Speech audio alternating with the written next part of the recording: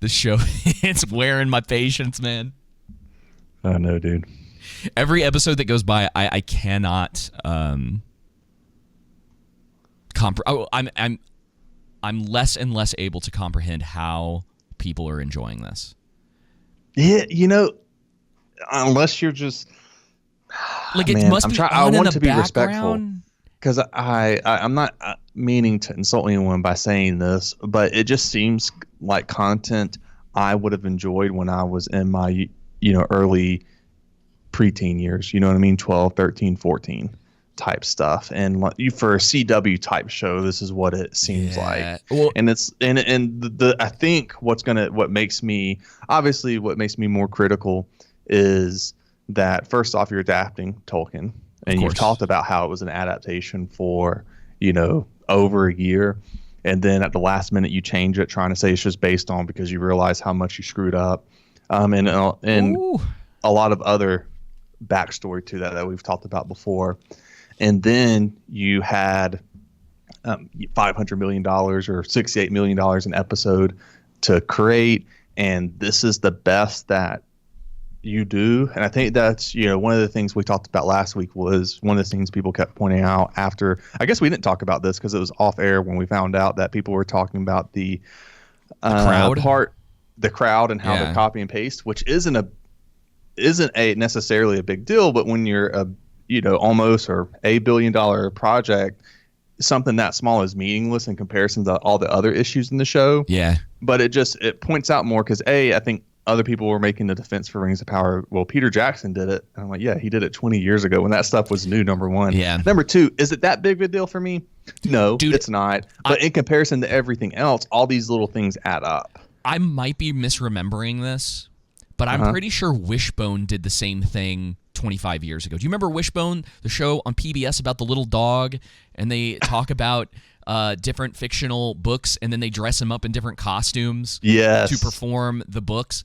Yep. I'm pretty sure there's a scene in that where they do the same kind of thing where they take a crowd and they make them bigger. In fact, that might have been where I originally learned about it, because I think there's an episode where they're doing Joan of Arc, and I think they made the crowd bigger by doing that. And we're talking about a show that was on public access television. So $1 billion show having to pull something like this because they can't get enough extras. Like, it just... at least they could have changed the clothing of all the, done the extras something. Or something. Taking the time to, mess with their faces, give people more beards, or change their hair color to make it less obvious. These little details. And this is the stuff that... Again, it's constantly overlooked in the show, the details. There's things in here where it's like the action scenes that we're talking about where you may not notice it. It's not something that is always on the forefront. And we haven't talked about this a whole lot in our reviews, but there is a difference between the things that you're kind of picking up naturally because that's the stuff that's at the forefront, and the stuff that is in the background that's just as important and sometimes causes people to go like, I didn't like that, but I can't completely put it into words, which is one of the reasons I like the whole idea of going through scenes and frames of the show to show people like, well, hey, here's maybe what it was. Maybe this is why this felt off to you. Right. And it's really funny because I've been talking to a few people about this. Tyler, who's one of our mods and a friend, of course. I was talking to him about the throne room. I wouldn't go that far. I was talking to him about the throne room scene from The Last Jedi and how someone pointed out to me, and I was like, this is incredible that it's this bad. They had to edit out a weapon from one of the people that Rey is fighting in that scene so that it made sense that she won. Because otherwise that guy would have killed her. And this is the same crap that was happening in the previous episode where they're editing... They don't edit anything out that I'm aware of in the scene with Galadriel from last week. But they do edit in a way that moves characters into positions that they were not originally in. Yes. Now, and this is our point, because people will say, well, you've never written a Hollywood script, David and Joseph. You've never directed. You've never done these things, right? Point taken. That's why us calling them out should be suspicious and more poignant to people, because we haven't done those things. It's so obvious. And even us two idiots can see that. Yeah, it's you like know that, what I mean. It's like yeah. if you're supposed to be this hot, at a expert level at directing, writing for something like this, right? Yeah. We're not talking about Batgirl. We're talking about adapting Tolkien in a sense to the screen, right? In to a TV, massive project. on the big, most expensive project ever. Yeah. You're held to a standard regarding that. So your writing should be on point. And we're going to go through it, but going scene by scene and what's wrong with it and how it can be better, or what's good about it or all right, how it can be better, what's great about this scene, it should just stay the same, so on and so forth, I think is the way to go. But man, these people coming in our comments saying, you've never been a writer and stuff like that. I don't have to. Who cares? I can just notice it. Do I have to try cocaine in order to know that it's bad? Let's break this down a little bit. Let's take it down to a level of the normal person just living their everyday life. Mm-hmm. You have incompetent coworkers, correct? Yep. Every company, every business. So why is it? I got one I'm talking to right now. Yeah, it's true. Why is it that in, let's just say Hollywood, to put a blanket over it, there's this weird expectation that because someone is writing, directing, acting, whatever the case may be, mm-hmm. in a big budget, that it can't have incompetence. That you can't critique impossible. them without having been an actor. This expectation is put on those critiquing it that those same people don't put on themselves, number one. Number two, don't put on others. My analogy I like to use is, okay, so every time you eat and you go to a restaurant, you better enjoy it, because if you've never been a Michelin star chef, you don't understand. Yeah, you don't understand. You better enjoy it, even if it tastes like they could poo right on your plate. Even if it's Pizza Hut, you better enjoy it. Uh-huh. Dude, it's absolutely ridiculous that we're not allowed to critique this, and that for a lot of people it comes down to, well, it's not like it's always the same, like 5 or 6 things. It's like, you're mm-hmm. a hater. That's just what were some of the other ones? They're slipping my mind. You're a not a shill, just a hater. Because we are a shill. We're a shill for HBO. Yeah, people have asked us how much money we're making off of this. Grifter. A grifter. As you can tell by this amazing scenery behind me, we're making tons of money, and I'm a grifter and a shill for HBO. The white walls and the one poster and. There's tons of stuff in there. Oh, I love the one that's just like, just shut up and enjoy it. And I'm like, what? There's that one too. And so it is. I mean, like, you could take don't, because unless you're looking for, you can just find some humor in it. But you could go through our comment sections, and for some, you have to scroll down, because usually some of those are at the bottom, because everyone knows what those people are doing, if they're even actual accounts. Yeah. And so they're not really adding to the conversation most of the time. So they Amazon definitely did not pay for bots on social media to promote the show. That's not something Amazon would do at all. Anyway, it's ridiculous, some of the talking points around this. But I've heard we have friends that like this, and I think what it comes down to, and they're no longer our friends. Yeah, that's not true. I think what it comes down to is that it's just people are just. They want content, and they want content from stuff that they like.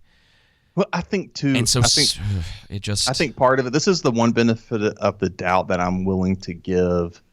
That comes to my mind, at least, that I'm willing to give more people who are really enjoy Tolkien fans, been Tolkien fans for a long time. Is that so? What I talked to you, I think, last time, is that when I watched The Hobbit, especially the last 2 movies, I kind of had on those rose-colored glasses to where I just wanted to be back into Middle Earth because Tolkien's so great. And so I wanted it to be better than what it actually is. And I think what we're going to see is, at least regarding season 1, that over time, it's not going to hold up. It's not going to hold up like the trilogy from Peter Jackson and Lord of the Rings, which, again, I think is another point to make, is that the showrunners and executive producer Lindsay Weber and Jennifer Salke, if I'm mispronouncing, I think. Sulk. Okay. Yeah. I apologize. I can't pronounce hardly anything. So it's amazing I'm even talking right now, to be honest with you. But Anyway, what was I saying? So is that they have been saying they wanted to distance themselves from Peter Jackson, his Lord of the Rings trilogy. They wanted to operate with a blank canvas, Right. but yet what we've seen in every single episode is a repurpose of what even Peter Jackson did, not even Tolkien. And it seems more like they got a group of people.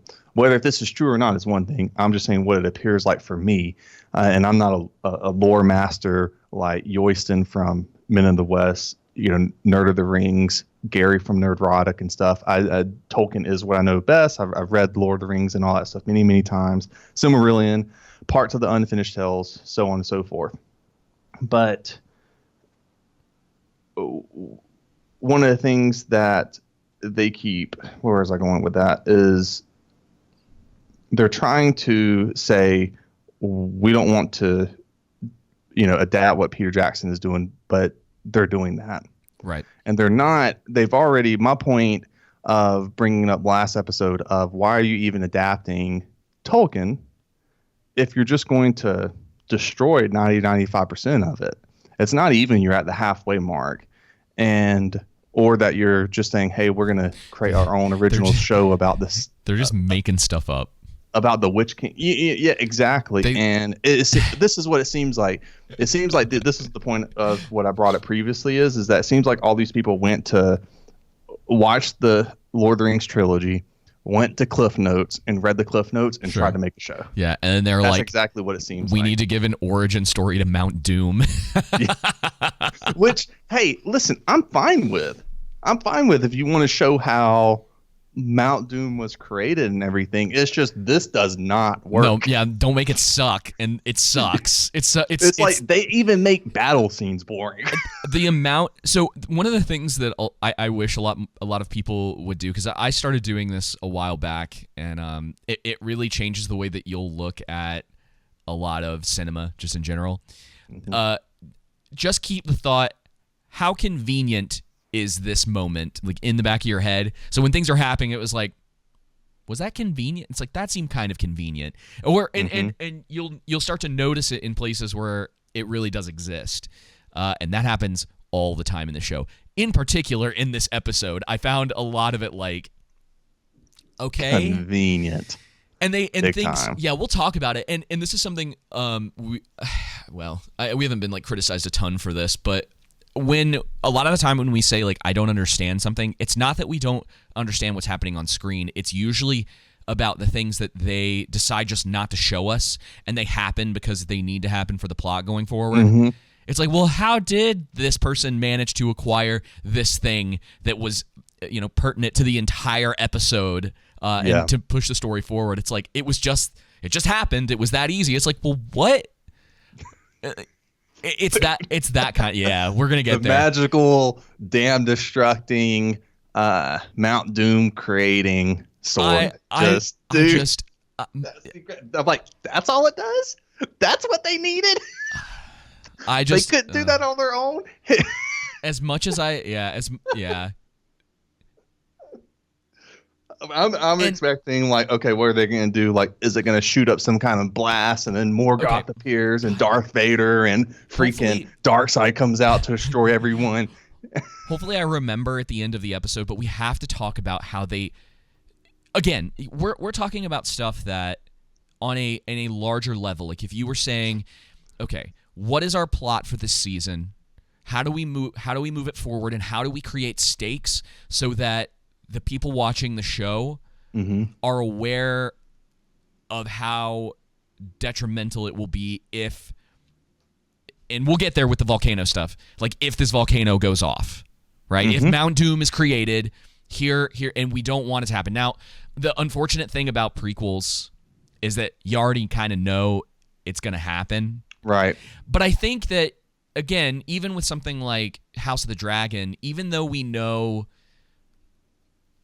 in the future where things are headed, and if you've watched Game of Thrones or if you've been involved in that at all, you can kind of figure out in your head where things are headed. Because the characters are so good in that, it doesn't really matter, and you're so invested in them and that like their survival or seeing like where their plot points are leading. none of the future stuff really matters all that much because you're in the moment, you're invested in what's happening. That's the problem with the show, and we'll probably talk about it some in this because we're starting to finally get that confirmation about a lot of the stuff that we've been saying about certain characters throughout this, and then more confirmation for me about how just blank slated some of these characters are. Like they have like no personality. They have their desires, their wants, like the things that they're going after. It's so basic. Yeah. And it just like it doesn't really add any, like I don't have any reason to be connected to any of them. Now, Arondir in particular came out looking real bad in this episode, as far as I'm concerned. Brolin and Theo. Oh, dude, Isildur. They're nothing. Dude. Galadriel. Isildur in particular in this episode. Isildur in particular in this episode just was there, and he's like exists, and his thing is like he has a desire for something. Yeah. And if we're talking specifically about what the show has showed us, it's like, oh, well, he wanted to go west. Oh, never mind. He doesn't want to do that anymore. He's just on this ship, and they're going to Middle Earth. And now he's here, and he's like, well, he still wants something. And you're like, can we get a little more? More, like, give us something. This is, at least if this show bombs, this is the benefit that we get from this. We don't get a story about young Legolas and, an MCU version of Tolkien. You know what I mean? Oh, no. You get what I'm saying? Where it's like, guys, we don't want to see young Legolas. It's kind of like when they were going to do Aragorn. I was one of the few that really did not want to see young Aragorn. I was like, nah, I just don't think they're going to do it justice. And, one of the things that we've been saying that was called out before us was that Halbrand is Sauron. And they made it so obvious in this episode, dude. Bro. 100%. And then on top of that, we said we've hypothesized that they were going to make Sauron into a sympathetic villain, and right? That's what they're doing. Trying to do that, and he gets up to the point of near redemption, and then he changes. But I thought what is going to be interesting that a person, Dr. Nosey, pointed out that I didn't think of was that we have been saying the part I just said, but this is their theory that Galadriel is going to be Sauron's Cimmeril. So Feanor's work nearly turned the heart of the great foe himself, meaning Morgoth. Yeah. And so I think that's what they're going to, try and transpose with Galadriel and Sauron. And it's just, again, when you don't understand Tolkien and you don't know the work, any work, it doesn't even come to Tolkien. When you don't understand the author, their intent, and their purposes, it would be like me. I don't understand George R. R. Martin, and I've never read the Game of Thrones, any of his books, right? It'd be like me going to it and trying to make it Tolkien. It's not going to work, right? Can it? Is it possible? Theoretically, it is, but it's not because he does low fantasy, whereas Tolkien is high fantasy. And, I don't know. It'd be like there's so many different references and analogies I could use, but these writers, the showrunners, have clearly been deceiving us because they don't know Tolkien as well as they've been making out, and it's just been a bunch of PR teams helping them. You say that's what neither of us like. Neither of us have been deceived by anything they've been saying. I don't think this entire time. Like it's been pretty clear. And that's one of the criticisms we've gotten is that where we came into this with a negative view. It's like, no, guys, we saw this with Wheel of Time. We saw this with The Witcher. We saw this with Cyberpunk. We saw this with MCU. And they were telling us. So on and so forth. These same corporations do these tricks. It's one of the reasons why we didn't call Matt from Nerdrotic. I mean, Matt from Nerd of the Rings, Knew Better, Do Better, and the Broken Sword guys, or the one guy, shills, is because I don't think they're shills. I don't think anybody who went is a shill. Is it theoretically possible? Sure, but I don't have any evidence of that. But what I think is more likely is that Amazon knows how to butter people up.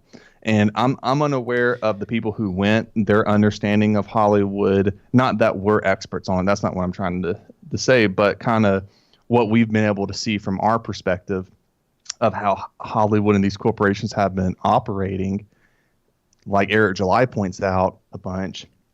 And so they get butter up to where they have this more positive outlook on it. You know what I mean?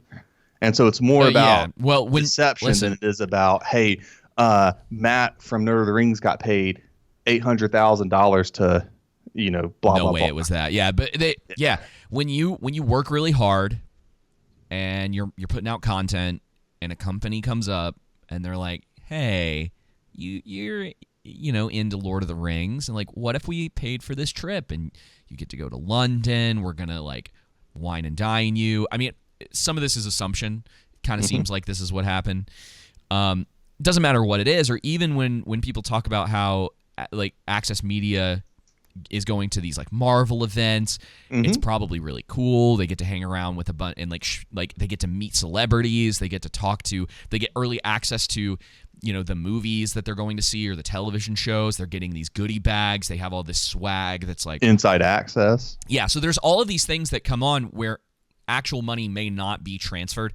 I guarantee it happens occasionally, but the thing for us is like I don't really care, because when you're just aware that kind of stuff exists and that there's groups of people that their biases may be coming in specifically because of access to things or money or just favors, whatever the case is in that side.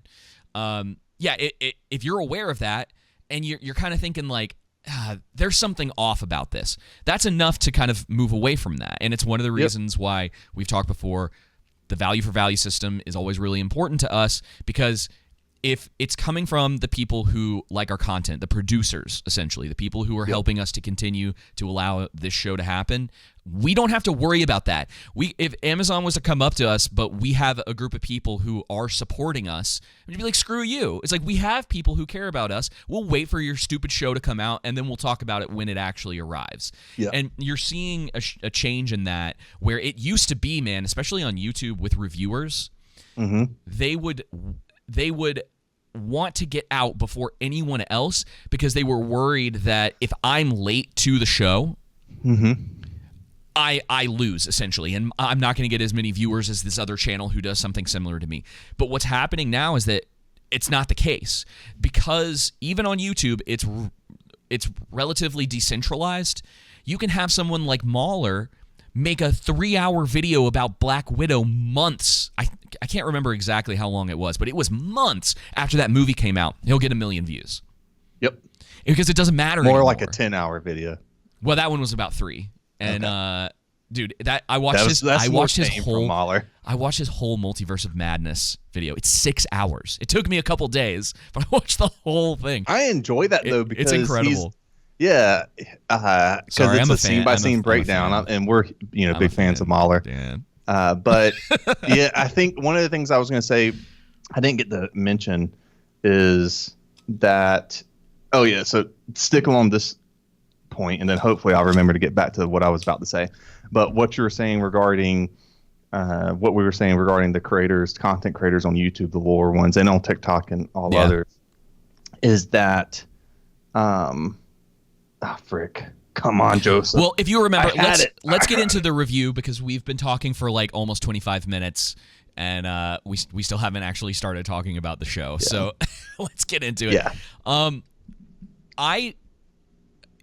Do you want to jump to the battle? So we open. Okay. All right. So point taken is Hello Future Me got that email from Amazon, right?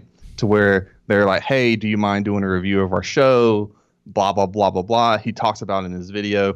And, he was like, asked his subscribers, what should I do? Or people on Twitter or whatnot. He did a poll, and they're like, yeah, but you should say, hey, I get to say whatever I want to. So essentially he emailed them back like, hey, I don't mind doing a review, but these are conditions. And it's basically, I get to have my own opinion. You don't have any control over what I can and can't say. Right. And they ghosted him. Yeah. So that leads me to think, is this the same thing that these other content creators that we've seen, whether on YouTube, TikTok, or whatnot, did they get something similar? Because we know they signed an NDA. Well, we've talked about this before, this exact point. And yes, because a multi-million-dollar corporation is not going to make customized NDAs for people, more than likely. And they probably just accepted it. Yeah. Yep. And that's why one of the reasons why I'm sure that when we've asked some of those creators in the past what was going on with their NDA, or like why are you so vague, or are you not allowed to talk about these things, which is fine. Like if you're like, look, I signed an NDA, there's a lot of stuff I can't talk about. It's like, oh, okay, but they got real defensive. It is very odd. All of that being said, let's get into the episode. Yeah, let's do it. So we open with Adar planting some seeds. Do we see? It's supposed to be elven tradition of, creating new life in defiance of death for what's about to happen. So as far as this either being lore or not, like, honestly, I didn't really hate it. It would be, to be honest, I think I'm so desperate. I think it's a nice touch. Yeah. I'm desperate for some sort of development with any of these characters, that even him like planting seeds and it later being talked about as like, oh, this is kind of a tradition, there's a reason that we do this. It adds an element to his character, and it's like all we've got. I'm hungry for it, and so it was nice that we actually got something. Now, I'll mention this because it comes up a lot in the episode, and someone mentioned it to us in one of our comments. It's either the last video or the one before that, or one of the previous reviews. It doesn't make a lot of sense that the orcs have torches. So these creatures were born in darkness. They've developed eyes specifically for the dark. Mm-hmm. Why are they all carrying around torches? Yeah, probably, it's a good cinematic shot. Well, that's what it's for, so yeah, that we 100%. could see them and everything. It is. Well, and what's weird is that there are ways that they could have done this without having to just have tons of lit torches, right? Yeah, starlight, the moon. Yeah, especially in later parts where it would have made sense for the humans to have light in the village so that they could see. Yep. And if light in general, and this is one of the problems with like the orcs in this show, is that and we get some super inconsistency about with the orcs whether they can be out in the sunlight or not in this episode. It's ridiculous. They just kind of forget. They're like, they don't. They forget their own writing. They defy their own logic in the show. But we'll kind of keep going. Well, I wanted to talk about Adar real fast. Yeah, for sure. And that what it seems like they're showing is that he's not fully corrupted. He still has some good in him. I don't mean good in the sense of altruism, and he's an altruistic character, and he's not going to do these evil things. But even just this opening part of planting the seeds for new life in defiance of death, even though the show's saying this is an elven tradition, because I don't remember that in the books. If that is in the books, let me know, but I don't think that it is. It just seems odd, because if he's evil, I understand wanting to create a more complex and nuanced character, which I think is good, but I liked it, but it's also odd in the sense that I would have suspected they would have just, shown him as evil. You know what I mean? Yeah, what do you think about that? Well, that's the thing that they do now with every character is that, and I don't mind character development for your villains. Mm-hmm. Thanos did that. I thought they did a pretty good job with showing Thanos. I don't know if I would call him sympathetic, but he was understandable. Right. It made sense why he got to the place that he was at. Right. And unfortunately, what's happened is that I think a lot of people are trying to do that with characters now. They're trying to make their villains, I don't know if relatable is the right term, but you can understand where they're coming from, why they're doing what they're doing. And that's where his character falls short, because we still don't we don't know. There are two understand his motivations. Yeah, there are 2 episodes getting the sword. His big motivation is getting the sword. Yes, to make the volcano go boom. Yeah. And it's like, what led him here? And they hint at it in this, that maybe Sauron had something to do with it. The problem is that this is episode 6. He's been in 3 or 4 episodes. And we still don't really... he's just kind of the bad guy. And we're getting little hints of things, but it's like, y'all... And this is why I've been saying, like, there's too many characters in this. They're spinning their wheels on a ton of stuff. Mm-hmm. And they're leaving out development where it could have been good to have. Sometimes less is more, and it just really seems like a copy and paste narrative-wise of Game of Thrones. It feels like they are really going for that Game of Thrones-esque. Where you get jumping all around. these characters doing all these things. Yeah, and the funny part these is, lands, and then they're going to meet in this one spot. Yeah, they're doing the worst of it. People are teleporting all over the place. The time differences don't make a lot of sense. And it's like I said it. I think I said it last week. It's like if you're going to be critical of the last few seasons of Game of Thrones for all the stuff that they did, but you're not critical of what the show is doing, you're fooling yourself because it's very similar. And we're gonna get to that, dude. That was the thing that I called. We talked about it last week about how the Númenóreans were going to end up in the Southlands, and I was 100% right. Like, they didn't even attempt. We'll get there, but they didn't even attempt to like make it last a little bit longer. It's like the amount of time that it takes. Orcs are no threat. No, and the amount of time that it takes for these orcs to get from the village to the tower, it's like, what is it? How long? Because you remember, I think it's Arondir who says it in the previous episode where he's like an hour or a day, and you're like, you do realize that those are very different things. Vast different things. And on top of that, there's so much convenience that happens in this show, and this show doesn't seem like they understand tension and stakes naturally. They don't. They're trying to converge these two things and these two scenes together, right? Or this huge moment, and the music and everything is trying to make you think that it's a tense and high stakes situation, but the writing just hasn't developed us to that point from the previous episodes and in this episode. So he killed that kid, right? Is that what we're going with? That's what we're going with. We didn't see anything. The body, they never found the body. The guy who said knife ears had to die, or the kid, I should say. Yep, had to. Couldn't keep him around.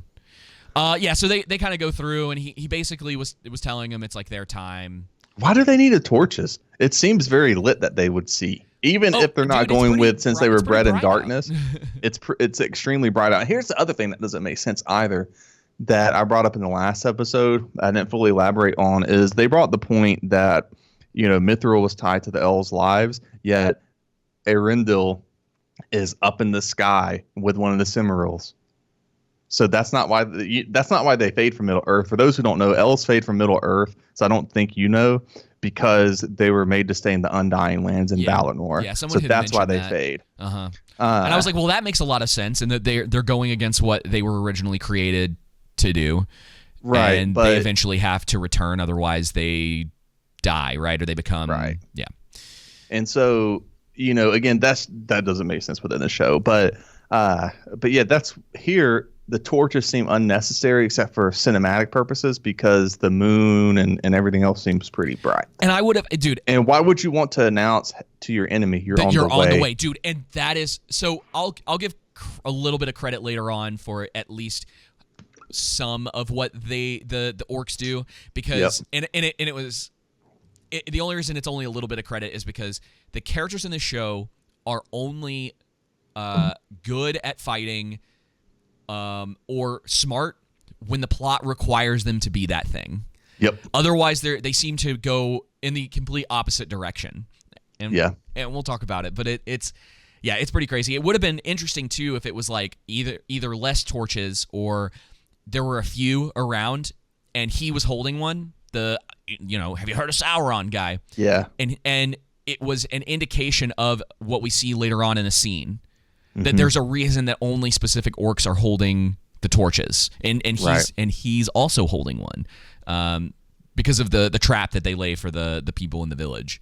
Right. It's like that would have been an interesting little detail and creative decision, because it's like, well, the orcs don't actually need torches. Yeah. We've kind of been shown that that's the case. They don't like light. Yep. So even if it's just, anyway. Because they were bred in darkness and they hate the light, not because it freaking burns them, but whatever. So this scene is kind of dumb. Yeah, this is all empty. The one and okay, so we'll talk about this. I didn't actually notice. Oh, that's an orc. Okay. This is an element. Not any of this. None of this really matters. They're all standing around. They're looking for him. Oh, but he says, "I smell him." Right. So they're establishing, like they have before, that elves can smell very well, and we also know that they can see and hear very well. We get that. We get the sight established with Galadriel in this episode, and I think we get the hearing established previously with Elrond. Yes, is that right? Yep. So their senses are heightened, extremely heightened, and they everyone didn't see them orcs though. Everyone needs to recognize this, and here's the thing. We are aware of this. So the indication that they have heightened sight, hearing, and smell. The show it has now made us aware of that. Right. That has implications for everything that came before and everything that is coming after. David, you're wrong. Only Adar has a heightened sense of smell. Only Galadriel has a heightened sense of being able to see far. And sure. Only Elrond has a heightened sense of being able to hear. I'm sure. So magical abilities for each character that matter. Just remember that because it's going to come into play later. So Arondir reveals himself. He kills a couple of the orcs, and then he lights this on fire and so easily breaks that. Yeah, why wouldn't? This is my question with the show. Why would he have shot those two orcs in the first place? Couldn't he have just lit his arrow and then shot that and then killed them if he needed to? Yeah, you would think his whole goal would have... Well, okay, so I'll give them the benefit of the doubt. I'm just asking. Because plenty of movies do this where they will fancy up the action just because it's interesting, not because it's the most logical thing to do. And I'm generally okay with that. It's that in and of itself doesn't bother me. What's interesting to me is the fact that this entire tower is basically held together by these like ropes and yep. You're telling me that like brick and mortar isn't a thing, and that it's only held up by rope and some metal. We were wondering how they were going to manage to knock this tower down, and apparently it's and okay, logically this doesn't make sense. Why would you make it so easy to knock a tower down? If you were building a tower, especially the elves too, this is their outpost. So this is their outpost, but I think we've established that this was built by Morgoth's men. Okay, so this is built by Morgoth's men. The only reason I guess because the reason why I say that is because of that sculpture there. The sculpture of Sauron. So Sauron's men, some bad guys built this, right? Right.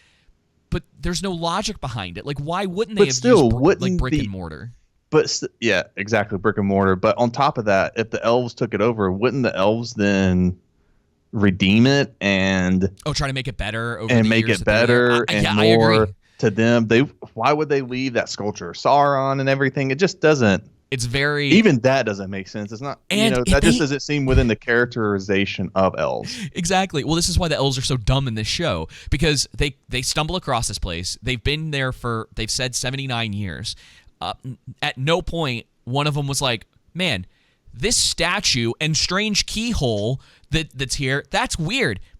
It's almost like maybe we should look into this. Yeah.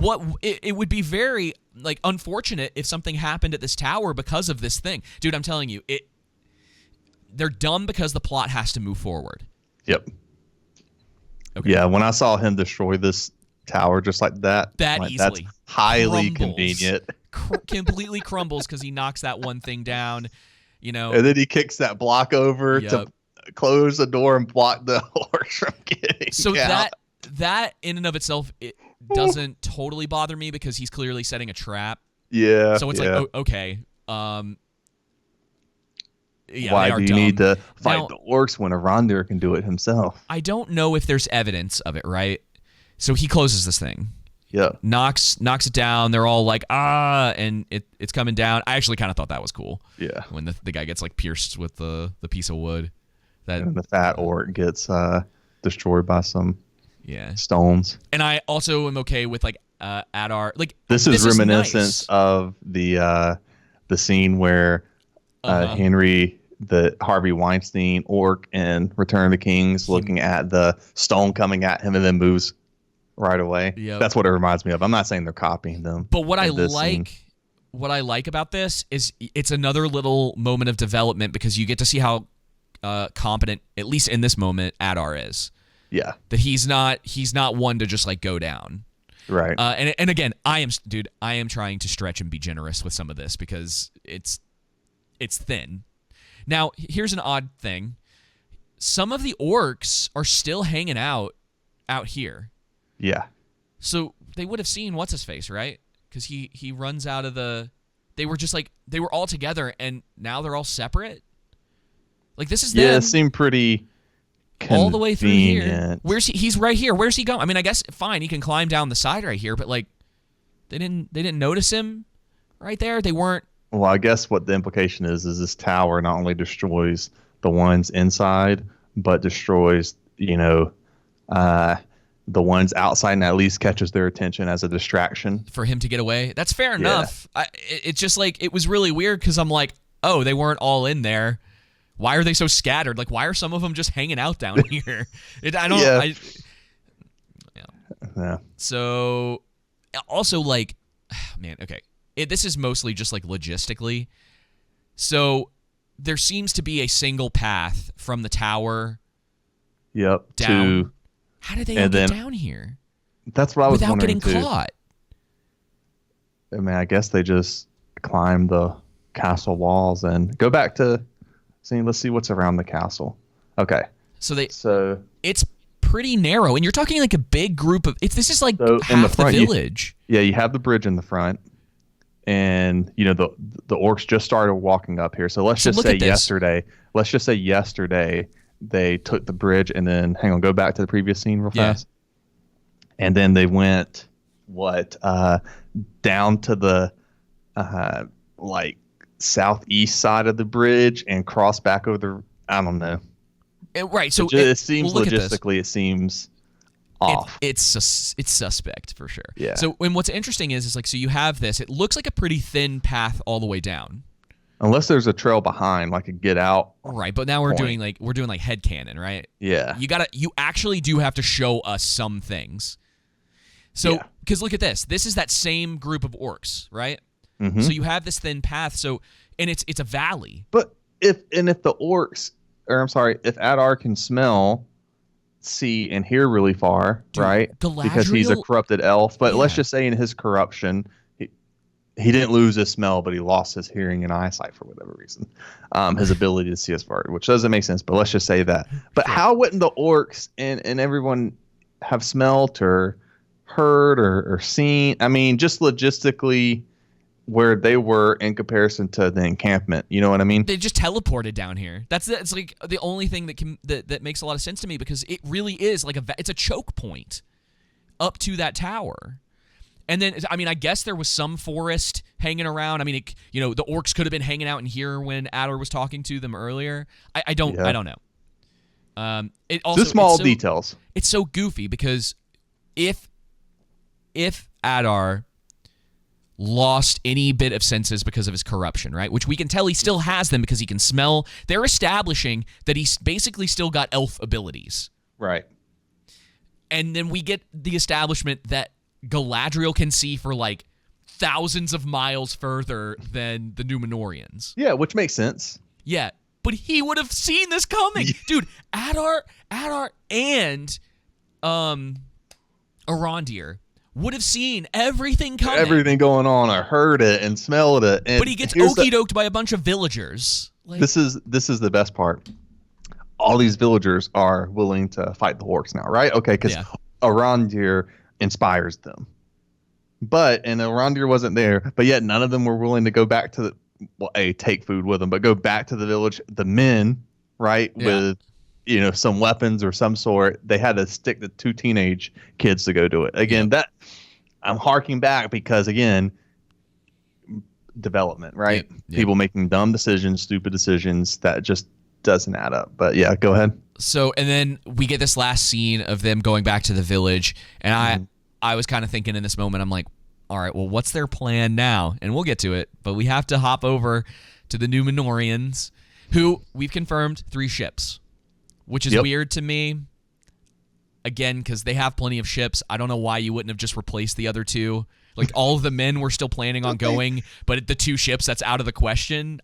They have no standing army, and apparently all these cadets are, great fighters now. And let's just make it clear that they are not establishing the Númenóreans as good fighters. I mean, they're basically just some humans who live on an island.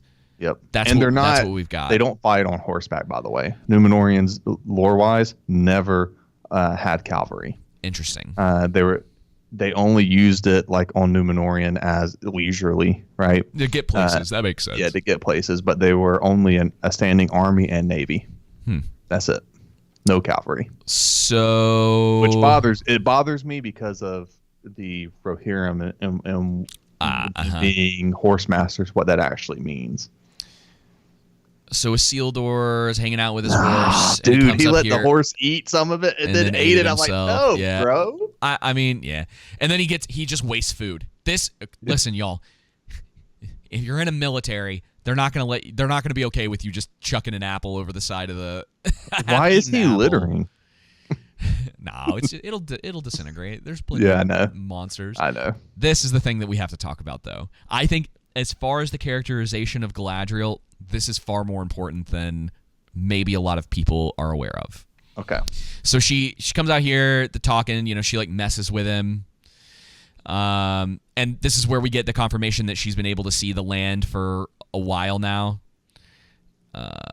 She just bothers me. What does she say? At this point? Oh, she's been able to see land for nearly an hour. And key 9 of the elves. And in context, this really doesn't bother me. It doesn't. It bothers me for the past episode that apparently she's the only one that does, and that the elves that were watching. Yes, that's freaking the Southlands couldn't see the orcs. Yes, the miles of destruction. Couldn't hear it. Couldn't smell them. Like stupid. You're telling me that all of the Watchtower elves, and I can't remember if it's established that there's more than one Watchtower, but even if it's not, you're telling me this group of elves who have been there for nearly 80 years didn't notice the trenches and trees being the trees that they so desperately love, the seeds that they plant in the ground as like confirmation of that. The poisonous fumes and gases coming. She can see for thousands of miles. They can't see 2 feet in front of them. Dude, come on. Like, y'all, at least listen, even if you like the show, give us this. Well, in their defense, the optometrist left the outpost. Dude, and how come the rest of Arondir's company hasn't even yet? The Númenóreans can sail across the continent in 24 hours, but the rest of the company of elves that left the tower still hasn't gone like, hey man, our commander and that goofy guy and Arondir haven't shown up yet. Like, maybe we should go check out what's going on. I think the assumption is that they all got caught. Like, it wasn't just Goofy. Still.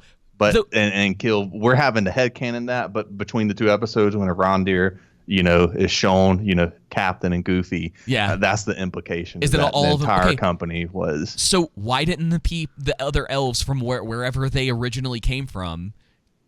Why aren't any of them going like, man, we haven't heard from that tower in a while? Yeah. It's not as if they were just at the tower and the only communication that was going on would have been if something bad happened.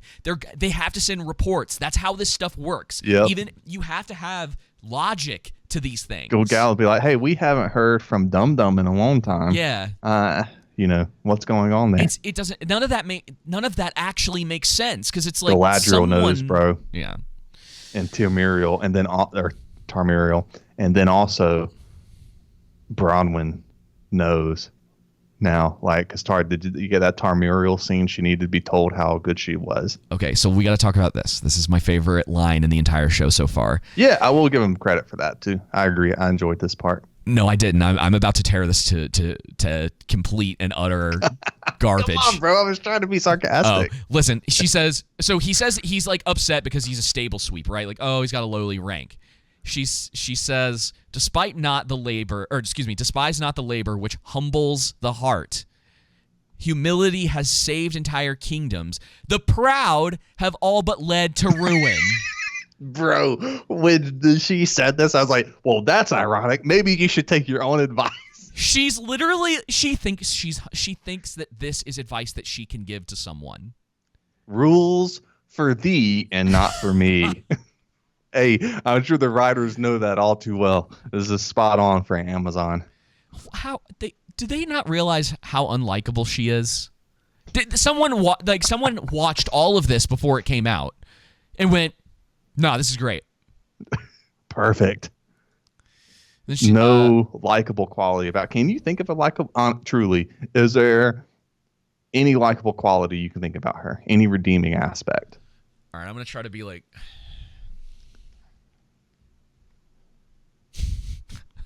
I truly have, dude. Honestly, tried to think about. I've thought about this week. I couldn't think of one thing.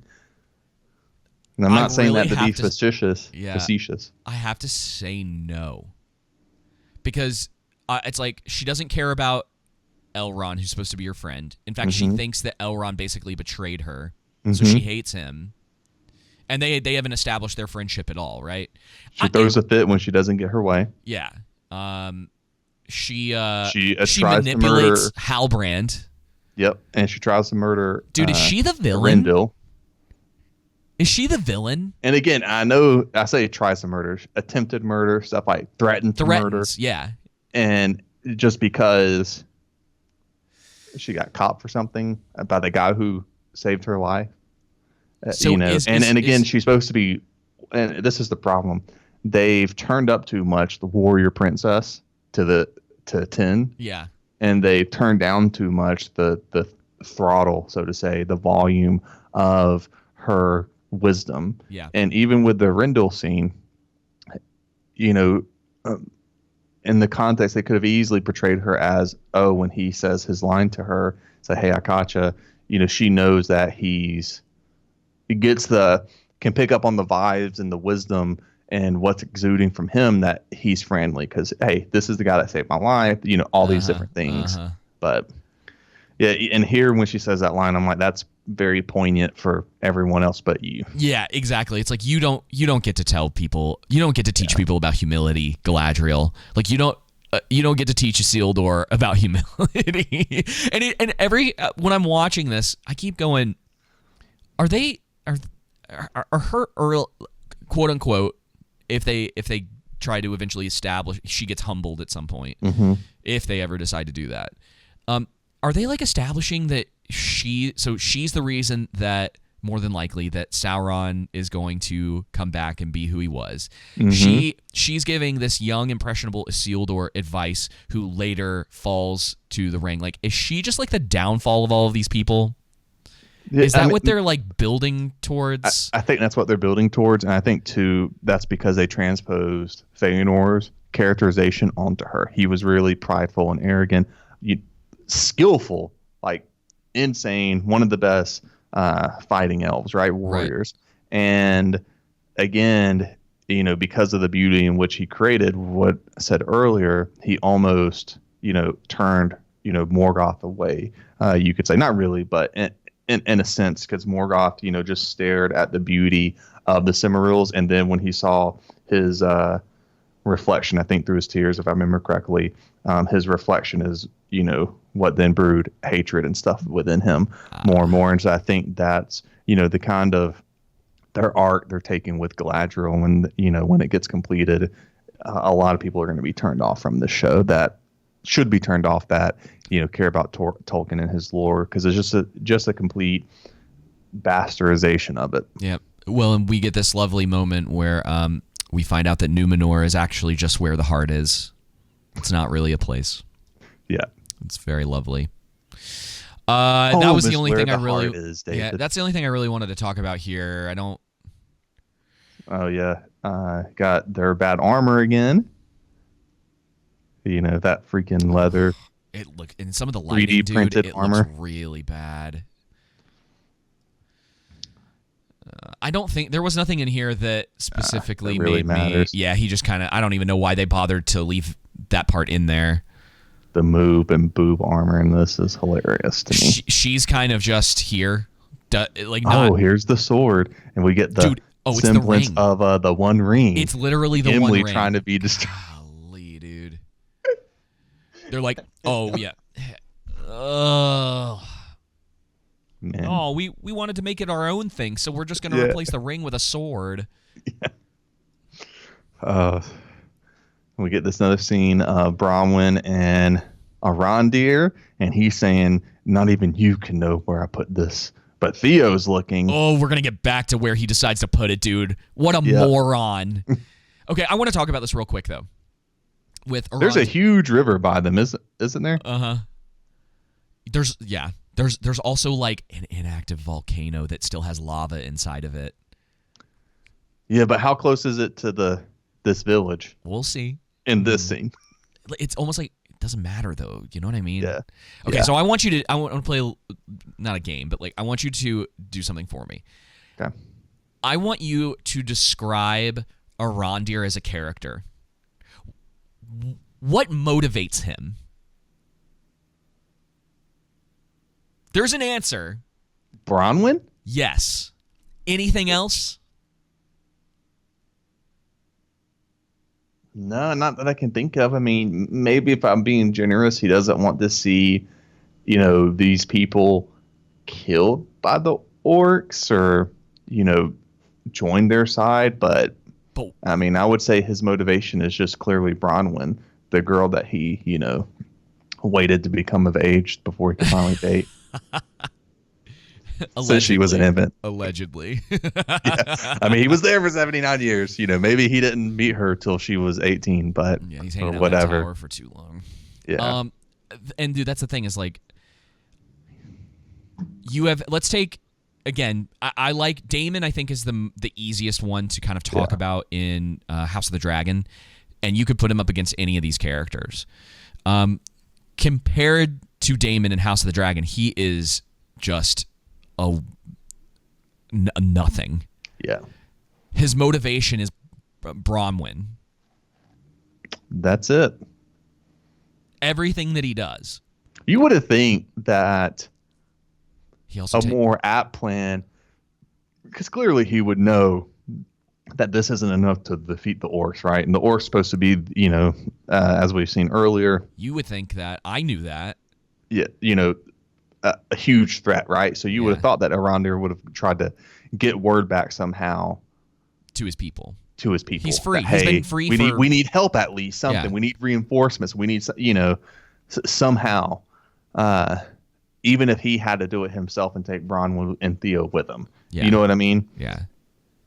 Oh yeah, running would have been the better option. I don't understand why these people even wanted to like stay here in the first place. Yeah. Because it's not like their village was that great. Like all their cattle are dead. Like they don't have a whole lot left here. The orcs destroyed it. Understand, no ships, probably, and stuff like that. But yeah, running seems it might not. Yeah, it might not have even mattered. It's like anything's better. Like these are not fighting people generally. Yep. I mean, they could have traveled. He could have traveled at least, and would have taken. I mean, everyone else seems to teleport, so he could have teleported. Okay, so here's a question too. So okay. So I think I just misread this moment with the hole. I thought they were trying to set some sort of trap. And so I was like, why are these people shoveling dirt into a hole and then covering it like this? I was like, that's weird for a trap. And then I was like, I just realized like, oh no, they're covering it because they're worried the orcs, and not that they do this anyway, because that would have been the smart thing to do.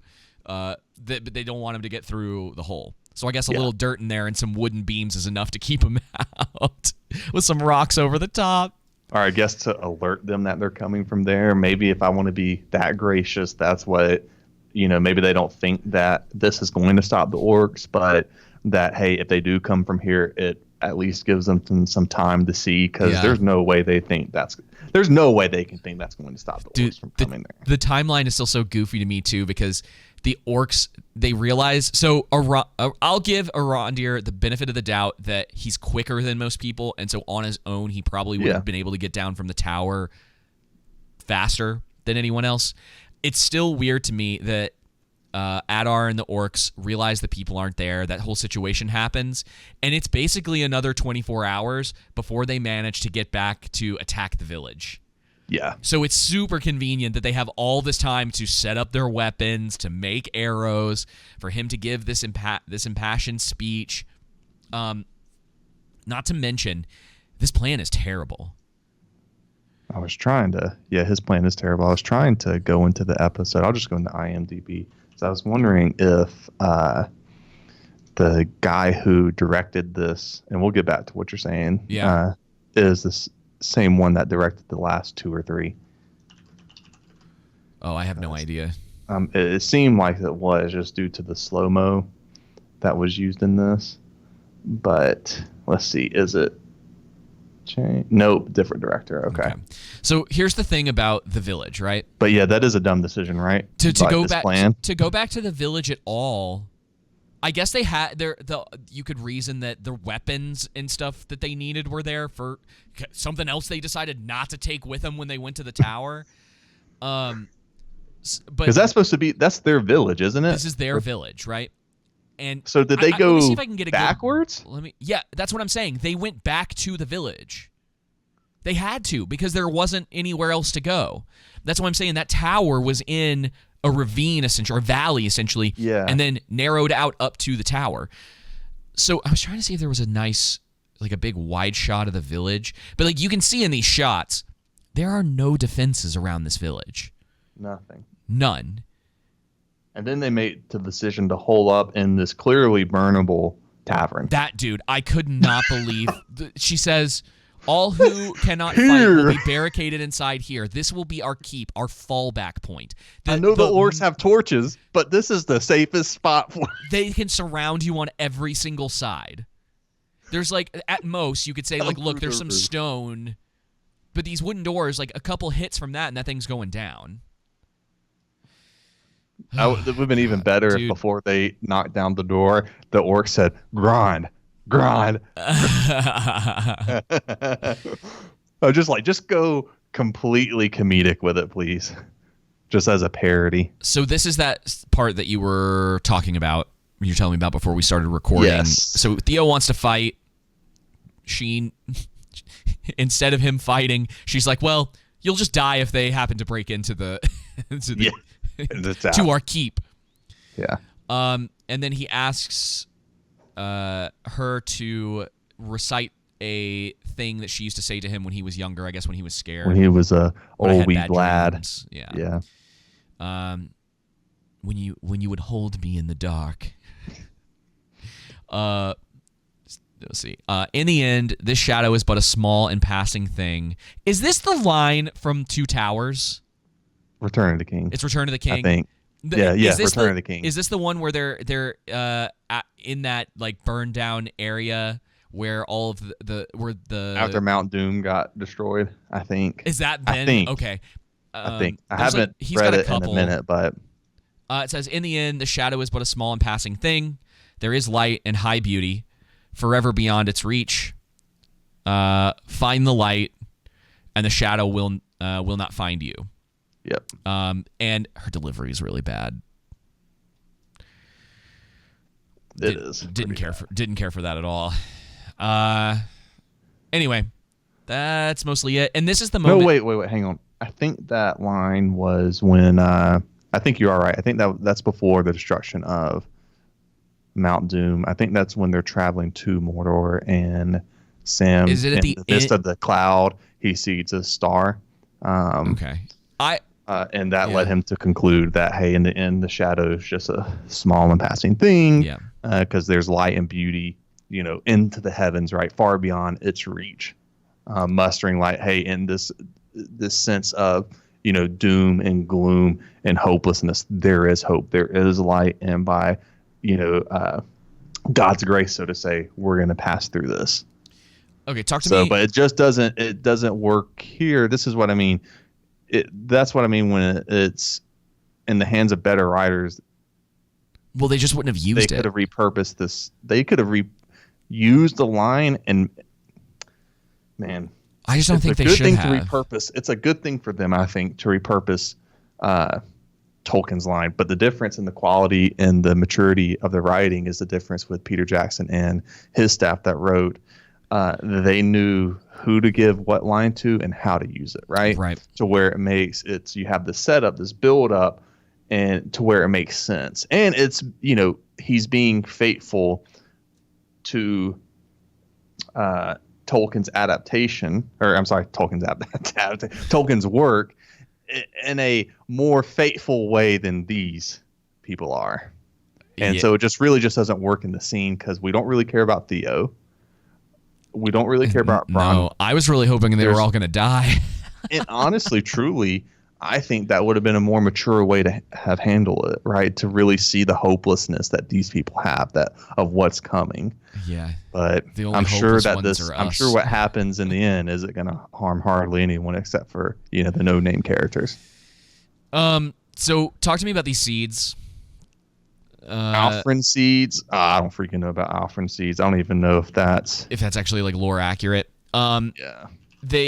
You see them in that opening scene with Adar, and then it's essentially established that this is just elven tradition, or at least with some of the elves, this is a tradition that they have, and planting them before battle is sort of a way that you're defying death, or potentially defying death if it comes for you. And in concept, I don't hate it. Yeah, so apparently it's the Elvish name for the flower men called. I'm not even going to try and pronounce it. Sure. And the name comes from its habit of growing thickly on the tombs of men. It was found among the king's mounds in the burial field of Edoras. So why do and the also on elves the have tomb it? of Elendil. So why do the elves have it? Uh, Shouldn't this have been a Númenórean thing then? Yeah, it is.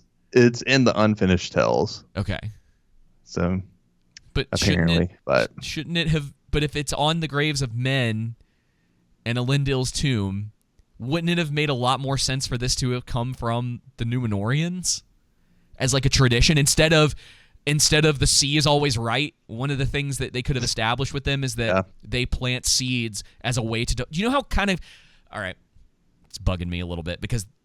In a better show where the Númenóreans were described how they should have been and that they were competent warriors, that could have been kind of cool. So this is what this other article says regarding Alfrin, is that one of it was a sad song sung by the Grey Elves of Middle Earth. Its flowers were like golden bells, and it grew on the green plain of Lebanon near the delta land of the Anduin, the great river. The sight of them in the fields with the sea wind blowing would tug the hearts of the Eldar and awaken the sea longing that always drew these children of starlight westwards over Beligare. Yep. Still, I think that you could have established this better. And again, when you're trying to look at the big picture, maybe you could have even had the idea of the seeds being connected to both the Númenóreans and the elves as a sign of like you guys have a connection that can't be broken. There's things that you could have done to build on all of this rather than it just being like, oh, it's some seeds that we plant. This link between it just isn't as interesting. Well, it's this link between Arondir and Bronwyn, right? Because she's a healer and everything, sure. and he's an elf and loves trees, so it's for their romance. Yeah, I guess. I don't like their romance. I think it's dry, dude. Trope trash. I'm not convinced. He's just like his entire character is based around her. Yep. Like he doesn't have. This is what I was trying to get at before. It's like, what are his wants, his needs, his desires outside of her? Yeah. And potentially her son. If that theory turns out to be true. We'll see. My theory was wrong. I was really hoping it was Halbrand. I was really hoping Halbrand was the father. I was wrong about that. Sauron. Though. Yeah, but Sauron had a kid. Named him Little Sorry. Anyway, so they go through their whole thing. And they kiss. Touching grass hands. Did they kiss? Oh yeah, that's right. Oh, forbidden love. Oh. So plenty of time has passed. Okay, I gotta say this for a second because this was another thing that was bothering me. So I mentioned before, because this is a pretty good shot of the village as far as like to be able to establish what's going on here. And I had told you this place has no defenses. You have some major houses. I don't even know how all of these people live here. Yeah. I guess some of them live outside of the village, like they have houses that are further outside. And you have this bridge. And I was like, those orcs better not walk single file over that bridge. I was like, this easy one-way point. This central choke point that isn't even necessary. Yep. Right? So, they're waiting on him.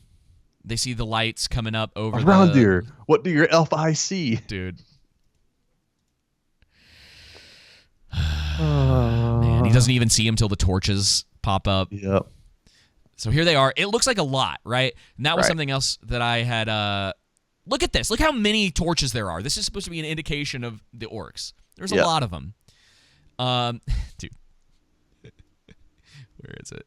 Look at them. Look at them come over this bridge. You're telling me not a single one of these orcs was like, I'm going to just go a different way.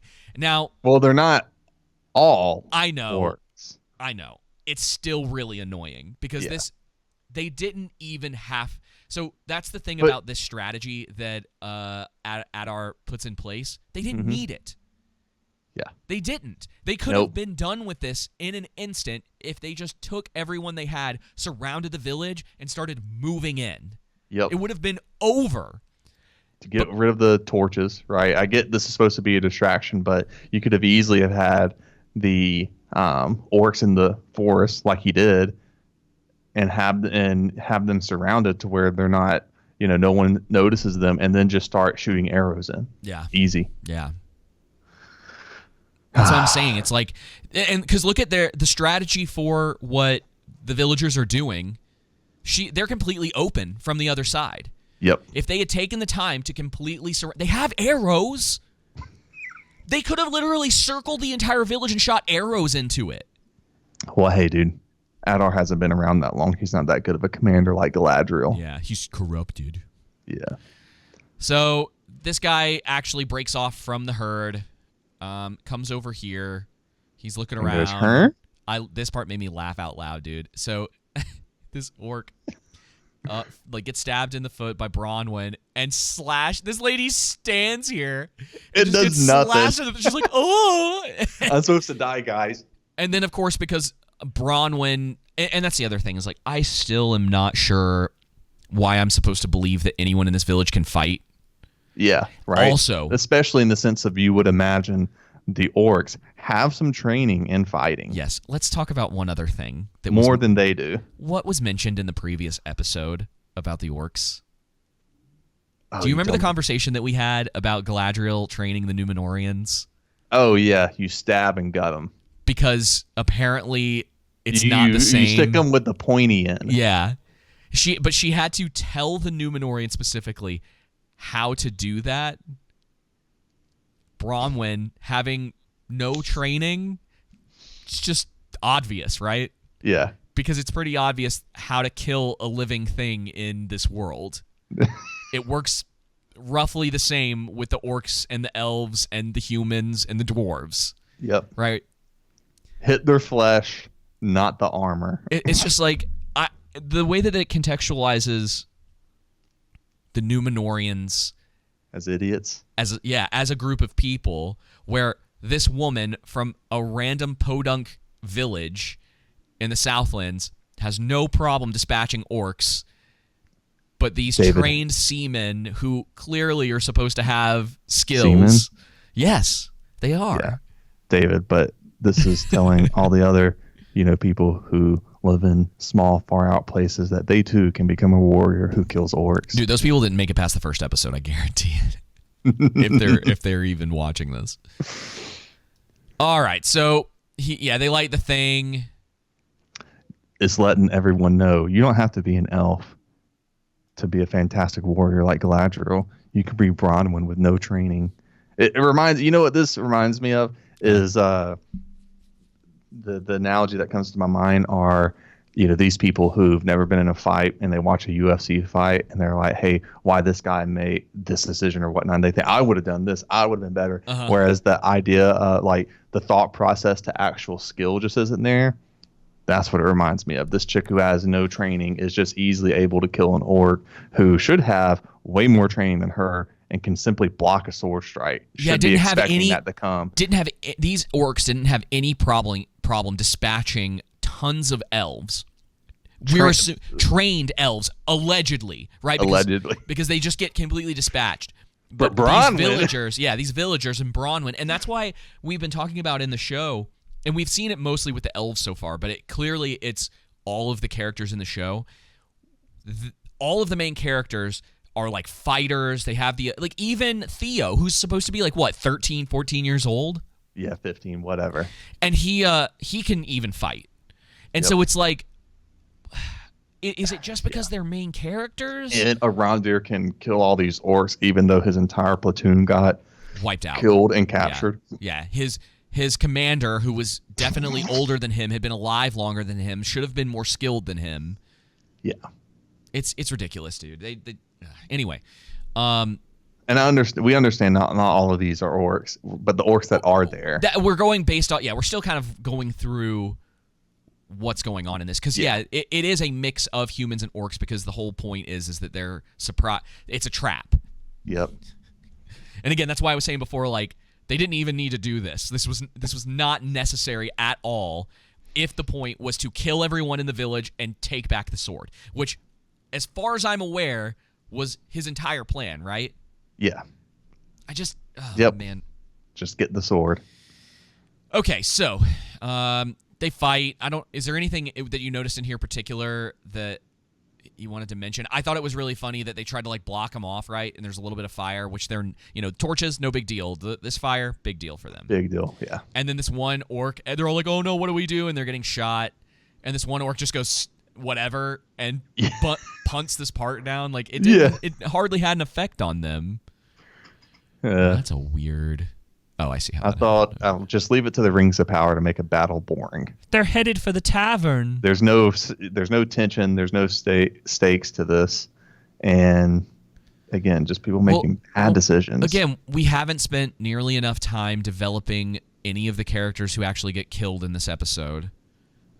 So it's just sort of like, all right, whatever. They're not killing or their community connection. Yeah, right? And they're not killing a main character. It'd been great if they did. Yeah, well, that was the thing, is like, I thought for a few minutes in the episode, like, oh, dude, they're actually going to kill Bronwyn off. Like, they're going to do. How great would it have been if they would have killed all three of them, and then the Númenóreans ride up, and after Adar leaves. That was what I thought for a minute. That's what they were going to do.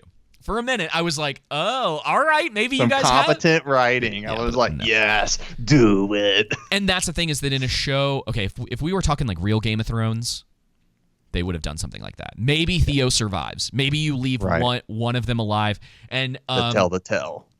It could have been that because it's they've set up that an elf and a human coming into a bond together.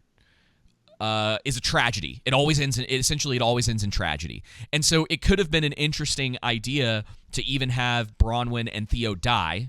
Mm-hmm. We get confirmation that Theo was his son, and you actually begin to get some character development for him afterwards.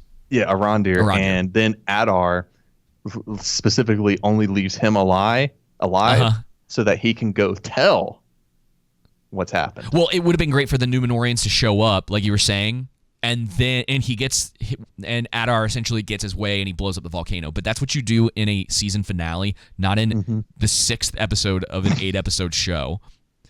That was the other thing, dude. I kept through this whole episode, I kept going, what are they gonna do for the rest of the season? And I thought about it, and Sauron still hasn't been revealed, bro. Did you see how much time? And not Gandalf. Did you see how much time we spent in the Southlands in this episode?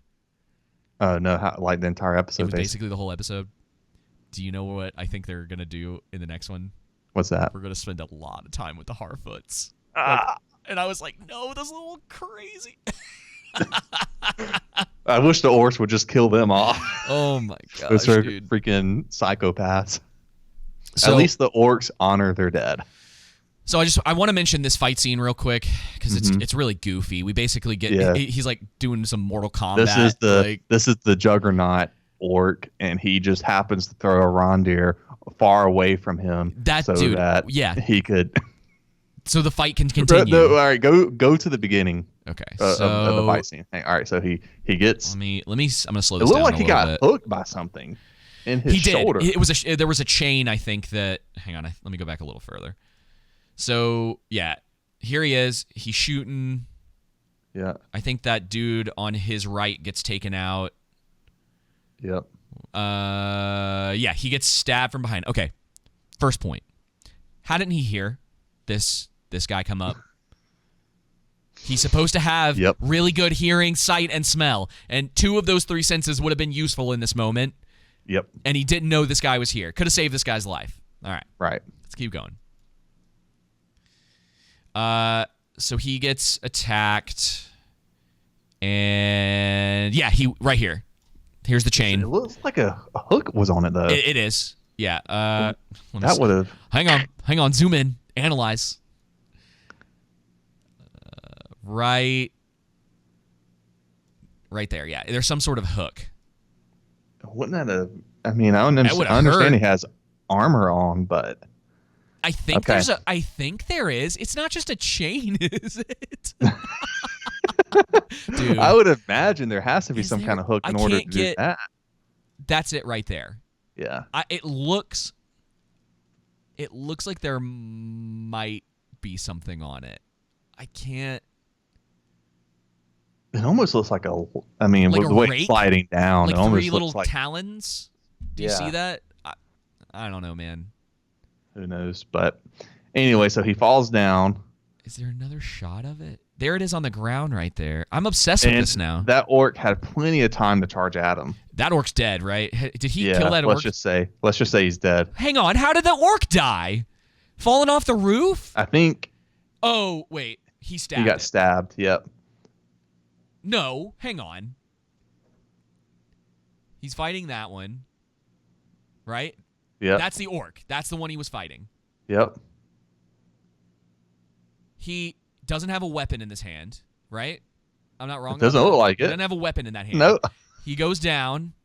He grabs him from behind. This orc is still alive. Yeah. Orc tumbles. Falls down. Boom. Hits on his butt. Dead. How did that orc die? That orc should not be dead. He fell off a roof. And then it gets better, though, because then the orc that is right in front of him just happens to wait for him to get up. Oh, you're correct. Even though he could charge him. He's up. He could ready charge to go. him right there. Yeah. He dead. Should have been dead right there. Good dude. Now maybe the orc has a concussion. Look at only a second. This orc is just dead now. Listen, I know I said in the whole like Black Widow thing always gets brought up. He tumbles, hits his butt, rolls down, lands. And he's not dead. He's conveniently dead. That's about as bad as that Andor. And then this orc headbutt. happens to go to his left instead of charging right at him. Yeah, he goes around to give him enough time to get up and block his attack. That one gets killed. Yep. That one gets killed. What is Two stabs. Hang on. What is he? He grabs the orc sword. He stops his hand from coming he brings down. it. Yep. What? Wait. Hang on. How logistically? How does he do that? So this guy comes in, he throws down like that. Right. Is this thing stabby on both sides? Nope. Hang on. No, he hasn't stabbed it yet. He's getting control of his arm, and he's thrusting it back through him. Right. What is it? What is that thing? Dude, I don't know if that even makes sense. Well, it's even better because look, there's an orc behind him. The orc's just staring like could have easily have killed Arondir during this, right? Yeah, but he's just in the background waiting this for his turn. huge orc on top of that. Yep. Oh, just like plot calls for next scene. Yeah. and grabs him and just tosses him far away from him. And it's this. Okay, so this is a trope in Hollywood. We've talked about this. We talked about this with the Prey. Halo. Happens in Halo, happens in Prey, happens all the time in movies. It's something that I think it's annoying in old movies. They've been doing it so much now that it's like, y'all, you have to stop doing this. Yeah. Please think a little bit harder about these things, because I actually think it might happen in The Last Crusade or in Raiders of the Lost Ark. There's Indiana Jones fights a really big dude, like a big dude out on a field, and I think the guy throws him. Okay. At one point, it's so old at this point. And so there's basically this huge fight scene where there's many times this orc could have killed him, and then we get to the part to where the orc gets him to the little well. Move. Yeah, the part where he gets to the well, you can go to that part to where it's just there. It's odd. They're balanced. No, right here, dude. Hang on, we're not even there yet. Look at this. He's got him. He gets him. He's got him. It's over. Should have been done. Yep. This orc doesn't have a sword, a knife, doesn't want to choke him right there. Instead, he tosses him again. He's the bruiser. Into the wall. And now, kicks him. I'll wait to mention this point because you're right. Let's get to the well. Bunch of randoms are getting killed. One of the things I enjoyed about Peter Jackson's Lord of the Rings is that Peter Jackson didn't make it a focal point of gore. And I think in our society, so many people just want to see gore for whatever reason.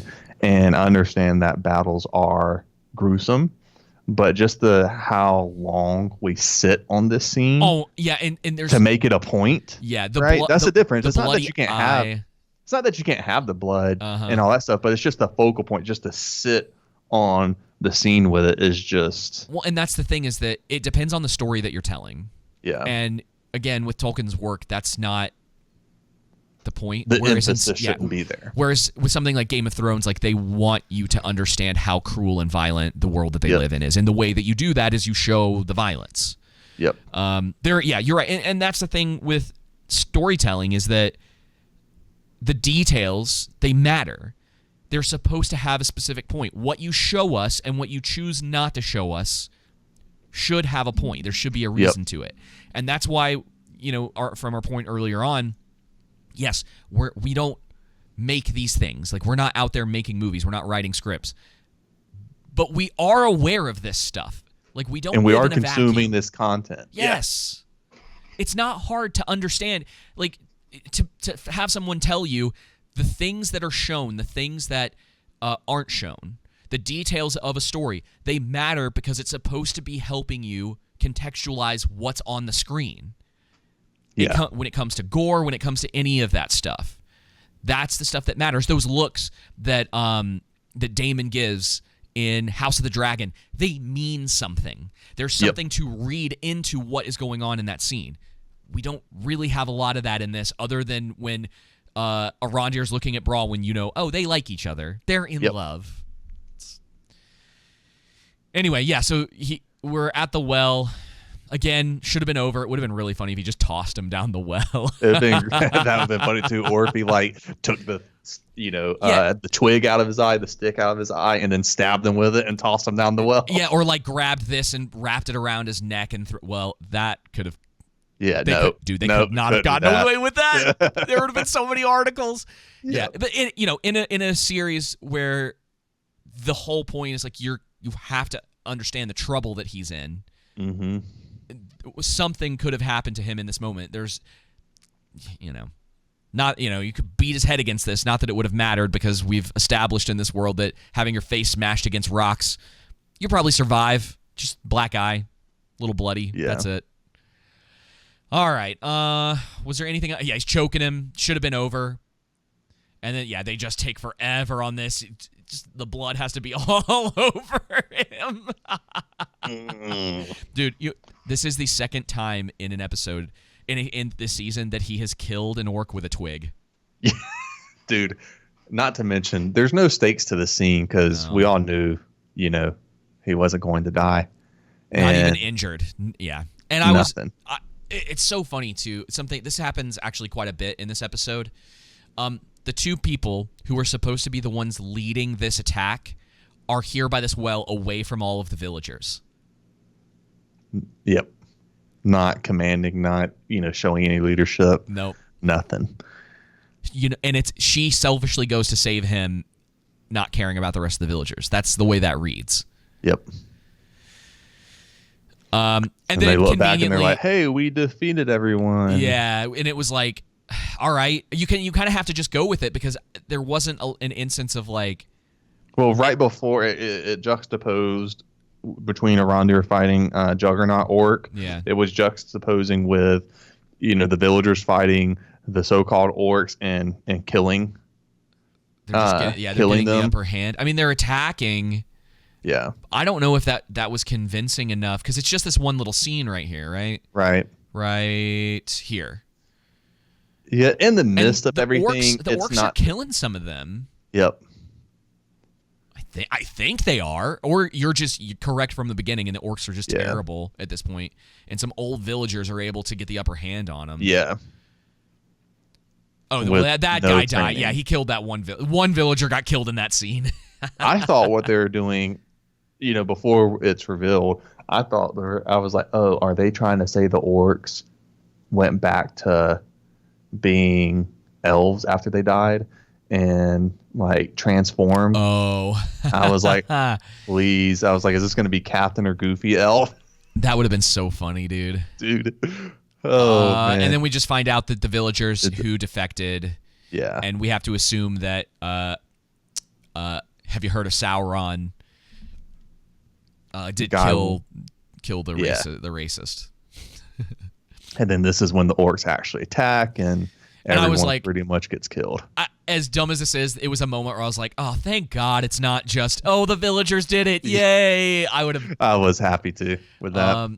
Again, this is what should have just happened from the beginning. There was no reason for any of this entire thing could have potentially been more interesting as a siege on their keep, quote unquote, than actually have them out there fighting, because you show the desperation of these people who really aren't fighters. They don't, they're not trained at all. And they're having to just fend off against the orcs outside, and then the Númenóreans show up. Again, problem is Númenóreans somehow managed to get all the way over to Middle Earth, sail up the river, cross the Southlands on horses, and get there just in time to save them from the main characters getting killed, which is essentially what happens. And then you were talking about the gore stuff. Again, we have her bleeding out like crazy. That jump scare where the lady, for some reason, decides to open the window. Like, I thought she was going to get shot with an arrow. I thought that would have been pretty funny. That's what you get for looking. The magic seeds are now for flinching. Yeah, the magic seeds are now able to stop the bleeding. Yep. Cool. Whatever. It's used as a paste. Yeah. For the burn. To stop the bleeding. There's not much to any of that. It's just stuff kind of going on. Oh, yeah, they're coming in. They're surrounding it. And then, dude, okay, let's talk about something. It's pretty dark out. It's dark. Right? What is this? In context, this shot makes no sense. It's a poor man's version of Return of the King battle, right? They're not even in any kind of formation either. I don't think which is even great. We don't need to spend too much time talking about the design of it, because I think this is one of the shots from the trailer. Yeah, that we already talked about. Galadriel leading the Númenóreans. None of this armor looks good, dude. Hers is honestly just aesthetically, like, hers doesn't really bother me. I'd be curious what Shad makes more sense than the rest of their armor does. Yeah, I'm not real big on like how wide these are or whatever, but for the most part, like, just aesthetically, her armor, it's fine. Yeah. It's nothing. We're not armor experts. No, but we can point out things that look dumb. Then Adar gets in. He's like, "Where's the magic sword?" And then Arondir's like, "I'm not telling you," and he starts killing some people. Bronwyn should have been dead, dude. Yeah. He starts randomly killing villagers, and it's so obvious who he cares about in this scene. It's so frustrating. And then Theo's like, "No, I know where he hid it." Okay. Yes, and now we have to talk about where the MacGuffin was hidden the whole time. Under the tile. Dude, I'm almost too tired to be annoyed at this point. Right where the keep is. It's like, you're telling me he didn't want anyone to find this thing, and so he didn't even take the time to leave because my assumption was he's going to take the time to leave the village, go far enough away from anyone so no one can see him doing this, right? Yep. Again, we've established elves can smell, hear, and see very well. They have heightened senses. You're telling me he was unaware that Theo knew where he hid it? Yeah. That when he said, "I'll hide it," he walked 10 feet into a tavern and put it under a stone. And thought that was the best place for it. That's what I mean. They're characterizing Arondir too as stupid, making a dumb decision, and then it's convenient that his senses don't work for this point of the plot. Just so that they don't have to worry about leaving this area to go find it. Yep. It's just for convenience sake. That's all this is. So annoying. Oh, absolutely. It's just so annoying, dude. Oh, it's a magic sword I've been looking And for. so conveniently now, 2 seconds later, it's bright outside. Like, The sun, you would have thought Adar would have been, dude, aware of this for his orcs and how much he cares about them. So this is slightly off topic because it's like a real world thing. Doing drone stuff, knowing about magic hour. It's when the sun is rising and setting. It takes, depending upon the year and where you're at, 30, 45 minutes for that to happen. Like, that's roughly the time for the sun to rise and be in a decent position for like something like this, for dawn. Let's just say 30 minutes. We'll go right about there. Right. So that whole thing of him going in and then coming and the Númenóreans show up was within, let's just say, 30 minutes. I think that's fair. I'm sure someone will argue with me about that, but I think that's a fair assessment. It's like, how? What? How does time the timeline? Dude, how does time work? So bad. They just. I hope that they do a panel at some point. Like, if they get if season 2 actually does happen, and the showrunners are sitting there, and someone's just like, "How does time work in your show? How?" It's just like, because there's a laundry list of things that you could talk about. Anyway, the Númenóreans show up conveniently at the last minute. Oh, conveniently that they happen to stumble upon this village. Yep. This is the one. This is where they don't go to any of the other ones looking for people. Because you would think just because she saw figured out that, hey, this sigil from Sauron stands for Mordor, where he's building an army. There's multiple towns. Yeah, they do show her like the Queen Regent with the little magnifying glass over that area. But you got to remember, like, it's a pretty big area. We have been told that the difference between this village and the tower is roughly 24 hours. Yep. Even though they aren't completely sure about that. It doesn't. Good for them, I guess. Super convenient that this is the town that they happen to all charge into. Dude, this show. I know, dude. Just wait, it gets better. So they're all charging in. Here come and they the play orcs. dominoes. Where's the dominoes one with the chain? Yeah. The orcs are out in the sun. Yeah. No, David, they're protected by the cloaks. And they got cloth on their skin. Even though they can't do that in was it the previous episode? All previous episodes. They all run together at this point. Well, though they were running through the trees and they couldn't leave the trees because of the sun coming up. Roughly around the same time of the day, by the way. But this is people fine. Watch this and approve this. All they need is just the shade from their cloaks. Oh, I love the formation that everyone just happens to stay on the path. In their and the Númenóreans lines. Conveniently have these chains. Yeah, they're like, hey ready. Man, we got this. I guess. I mean, I can. Yeah, it's dude. Again, this is just a shot for the trailer. That's all that was for, because that's that shot from the trailer to show you that. So dumb. They're dragging them. You don't. Again, you get the sense that the Númenóreans have never been in a fight before. Yeah. Well, I mean, I guess that's the sense of what these cadets are supposed to represent, because these were all volunteers, right? So we don't even know if all of them were cadets. Where's their army? They're just regular people who volunteered to go because Númenor doesn't have a standing military apparently. So Theo is showing off how he's, even at his age, just able to take out an elf, even though these Númenóreans who are like, you would think would be trained. Orcs. Yeah. Here's this great moment where he shoots this arrow and Galadriel does this move. She's like, it looks like she's trotting right here too. It's very weird.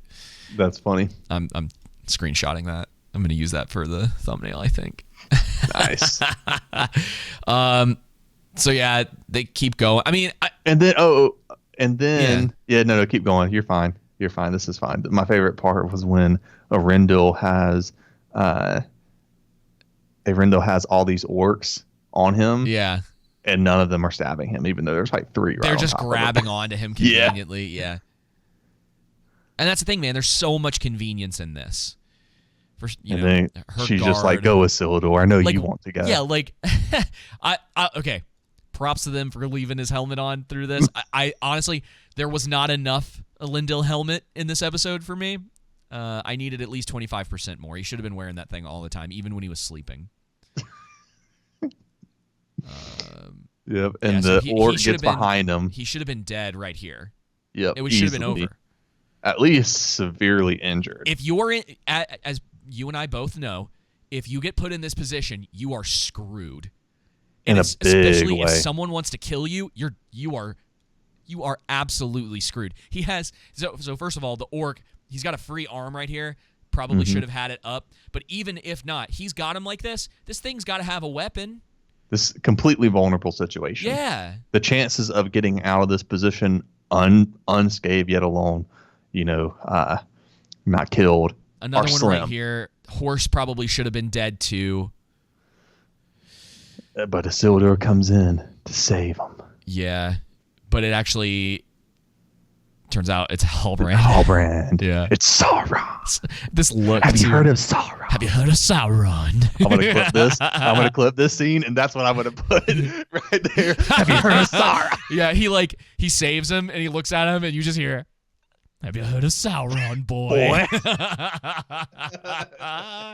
So again, Isildur doing pretty much nothing in this entire episode comes to comfort his father. I'm gonna clip the part at the end where the dam gets destroyed and it wipes everything out, and it makes Mount Doom erupt. I'm gonna put Isildur and all them saying the sea is always right.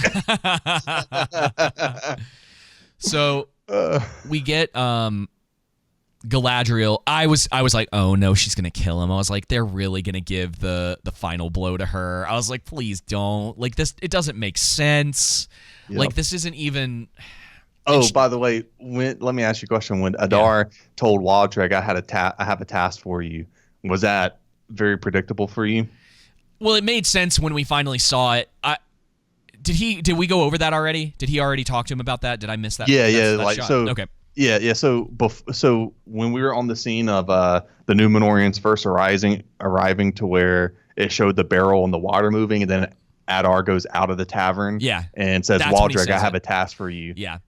Before they get there to the village. Okay, so I was like, oh, okay, that's what they're doing. So the reason I don't think I thought about that is because we never actually see it happen.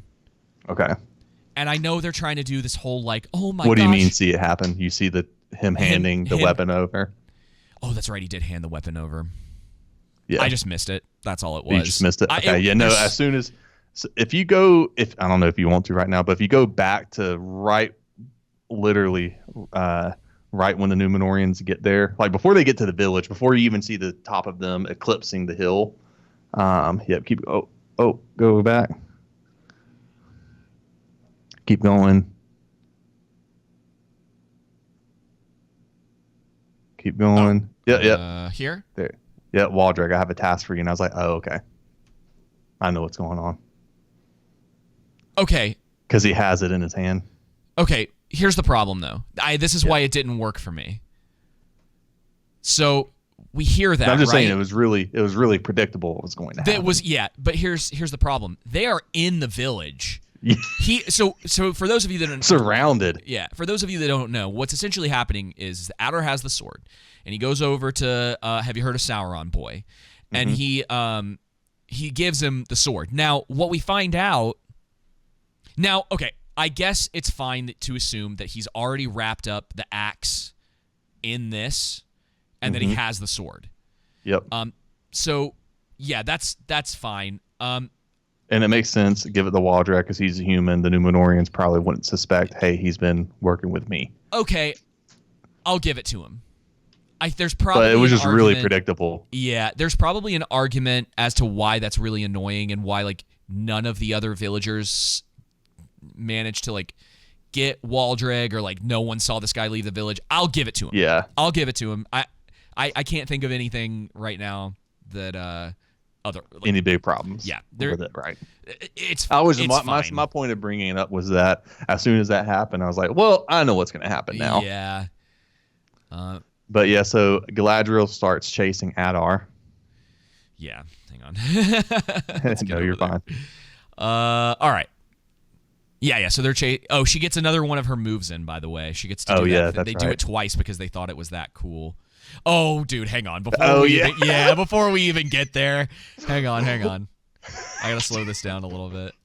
Bro, this scene cracked me up last night. Galadriel finally meets Arondir, and he lets her know where Adar is headed. We get another one of her little dodgy moves because, got to throw that in more than once. And he goes... Theo goes, who is that? And where does he Arondir say says, that? commander of the northern armies, Galadriel. And look at the way they're looking at her. Dude, that's what you should use in the thumbnail too, is Arondir's face. I don't know which one's funnier to me. I think Arondir's face is funnier to me than Theo's. Theo looks like he's in love. Yeah, right? Oh, man. Man, that cracked me up, bro. So, they go on their little run. Halbrand chases too. She uses magic to make her horse go faster. Could you assume? Could assume that. You could assume that, right? Says some words to it, and it speeds up. Encourages it. Mm-hmm. Maybe a little more somehow, not Sauron gets ahead of them. And of course, she knows magic words to make her horse go faster, but he doesn't. You would have think. Hang on. Back up some. Hang on. You would think because he's an elf, right? Yeah. He would easily be able to outmaneuver that because you see Halbrand coming. Oh, it's straight on. He can see him for a while for sure. And then pulls a Daemon Targaryen. Pulls a Daemon. Yep, that's what I was thinking. I thought. Yep. It doesn't. I mean, it makes sense, I guess, to go for the horse's legs. And he's pretty much finished.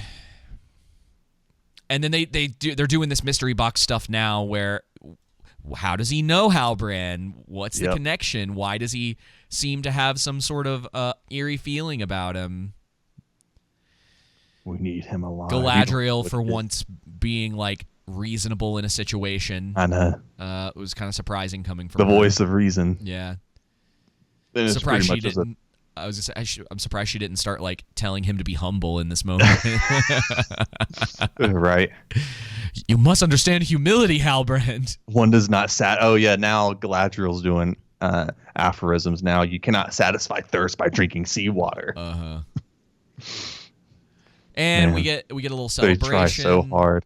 We get a setup for maybe stuff that's going to happen at the end of the season. Maybe it's setting up next season where Isildur and his buddy in the back are going to be on a quest with Galadriel. Yep, Galadriel. Yep. I feel real bad for them. We know how that works out. We know Isildur at least lives. Now we get the scene full of Dutch angles. Yep. All right, go back. So they're dropping some lore here too. So when I was a child, I heard stories of elves taken by Morgoth is what Galadriel's saying. They got twisted, right? Tortured, twisted. Made into new life in a ruined form, and made into a new ruined form of life. So they're given the origin stories of orcs. Now, I don't think they've done that yet, have they? No. I'd have to go back and watch the prologue stuff, but you are one of them, are you not? And then this is where Adar says, the Moriandor, the sons of the dark. Or no, that's Galadriel that says that. She says Uruk. Here. You weren't sure how it was pronounced, right? Were you asking me about that? Yeah, Uruk. Here, I can probably play this for like 2 seconds. Uruk. He says Uruk. Yeah, I'm not sure too. Uruk. So yeah, I was gonna say I didn't remember anything of Moriandor. Apparently, that's I was just looking it up, but is an original word for describing the first orcs because they were described as the thralls of Morgoth from Morgoth, right. from what I remember, the thrall Nadoran. But Yeah, so that is a unless I'm incorrect on that, I think that is a complete made up word for the orcs. Where is he? I seek yours. And then Adar clearly cares for the orcs, and that's why Galadriel says, so perhaps we should bring our prisoners into the sunlight. But they've been in the sunlight this entire time. Yeah.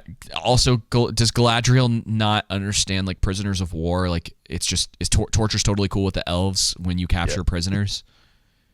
Well, I think they're just basing it off of our government. So yeah. So hey, we get this you whole. write what you know. So this was kind of I say interesting, not necessarily a good way. Says, after Morgoth's defeat, the one you call Sauron devoted himself to healing Middle-earth.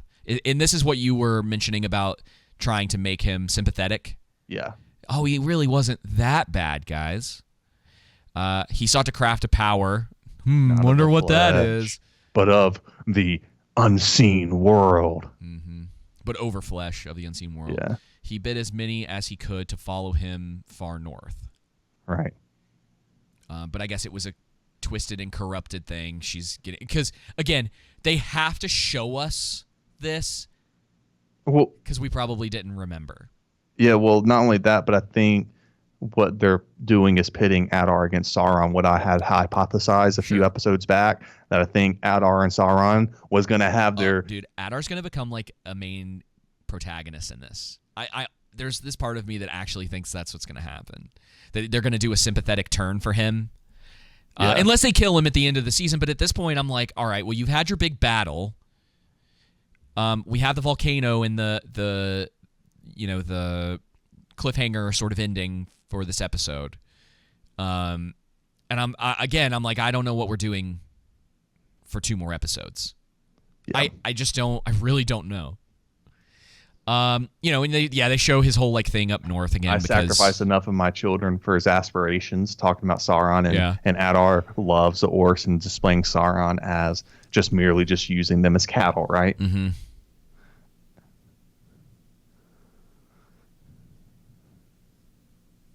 I cannot believe that you are the only commander of the orcs, of this army. And yeah, he talks about how they're based children. They have names. They breed. They're not they have slaves. Hearts. Yeah. Yeah. And I think them talking about this, the master of the secret fire is nice. Talking about creations of the one. Yeah. Talking about Eru Iluvatar. That's nice. Again, this scene, I think this dump of the lore in this particular scene makes sense in the sense of who we know Galadriel to be as they portrayed her in this show, and Adar as well. It's pretty much like what, like in the middle for me. It works for me. I like, but it's not like I'm not going to say, oh, hey, I got this great episode. Exactly. You know what I mean? It's just like, okay, we got told some lore, but we're still not shown any lore in this episode. What's kind of cool about it in a sense is that we're seeing the difference between the two of them, where, again, and I still can't come to a conclusion about whether the showrunners are, or the people who wrote this, if they're aware of the way Galadriel comes off to the audience or not. Because some people think she's awesome. And that's what doesn't make sense to me, is she is awful. She's terrible to everyone. Yes. She thinks she's humble even though she's not. Yeah, she deceives people. She manipulates people. Brash. She can't. She doesn't understand anything about the world that's around her. All her flaws work to her benefit, so she gets absolutely everything she wants. She doesn't seem to care about life, and that's where we get this moment right here that I think is kind of interesting, where she says they are not children, they are slaves. And he says, but each one has a name, a heart created by Morgoth. But then he says, we're creations of the one, master of the secret fire, the same as you. And it's a really, for him, it's an interesting moment of being like, there's not really a different, like, we live, we breathe, we're created by the same being.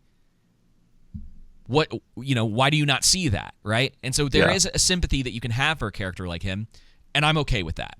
Yeah. That's what confuses me, though, is because I don't understand Galadriel. in the sense of you have a group of people who love this character. Yep. I'm assuming. I don't know who any of these people are. I mean, I've seen actual people on the internet say that they think she's a great character. Slayer queen. Yeah, she's boss. But then we also have it's like you have random strangers that are like, oh no, I love Galadriel and her arc, and I'm just like, I'm like, I just don't see it. Yeah, like what? Why do you like her? What is there to like about her character? And so I can't figure out if the writers meant for her to be this way, or if it's just she's poorly written. She's poorly written. I'm just not sure where we're at yet as far as, is there something that's supposed to be sympathetic about her, or did they intentionally write her to be this way? You know what I mean? So is it wrote her to be this way because she's full of piss and vinegar, which is again, as we've talked about ad nauseum, so not to beat a dead horse, is an incorrect characterization of Galadriel in a terrible way. Just even as for her to be our main protagonist, right? The one that we're supposed to like, she should have some quality that we like and enjoy, that we find redeeming beyond the fact that she's a great warrior. Like we don't simply like Daemon because he's a great warrior, right? Nope. There's these certain other aspects of him that are relatable that you can connect with, even though you don't approve with the extent to which he takes certain exactly. That's why people like villains.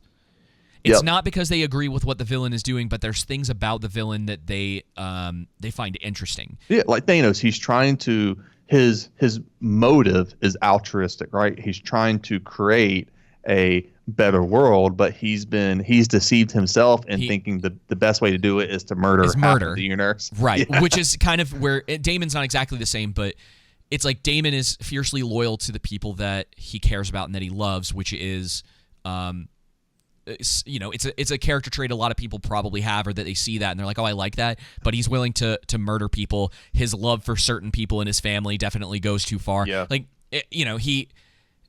it goes back and forth. He's absolutely, for him, like, murder's not off the table. Like you could that kind of thing. In the last episode with Daemon, Naomi, he loves her, cares about her, but he's clearly not having the life he wanted, even though he cares about her. And so he's selfish for sure. Yeah, and this scene with Galadriel, one of the things I don't understand is that, are they trying to make her into this anti-hero? Yeah, and is that why she's not working? Yeah, is even with the anti-hero role, I mean, like a lot of those relatable things that you can completely understand where he's coming from. Exactly. To use a famous example. With her, she got bullied as a kid, and then the one moment that we've had so far in the season where it seems like she's actually connected with someone was a Isildur, and all of a sudden she's like talking to him about, this is what I'm saying, is like it must be bad writing.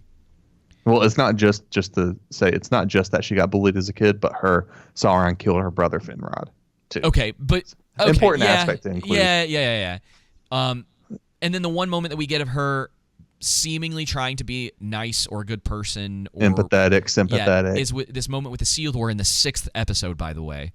And it's like, well, why is she doing this now? And then it comes back around to recontextualizing her, being like, she really doesn't seem to care about anyone's lives. It just sounds like what are you doing? You need your hand held, and you don't understand character development, David. Everybody knows it takes 3 seasons before something gets good and character development happens. Third season is definitely where everything takes off. Yep. She clearly doesn't have any sympathy for him going through this whole deal. Just wants to take out all of... I'm enjoying Adar. We'll say that. I love the kind of sarcastic mockery side of him to her, and he says, it basically tells her, why don't you look in the mirror? Yeah. Because you and I aren't, we're similar. It's just so weird that she is this stupid, angsty, and like it's so, because I understand if you have a character, because you want to feel conflicted about your main character being a certain way because you like aspects of who they are. Mm-hmm. That's not the thing here. It makes me want Adar to win.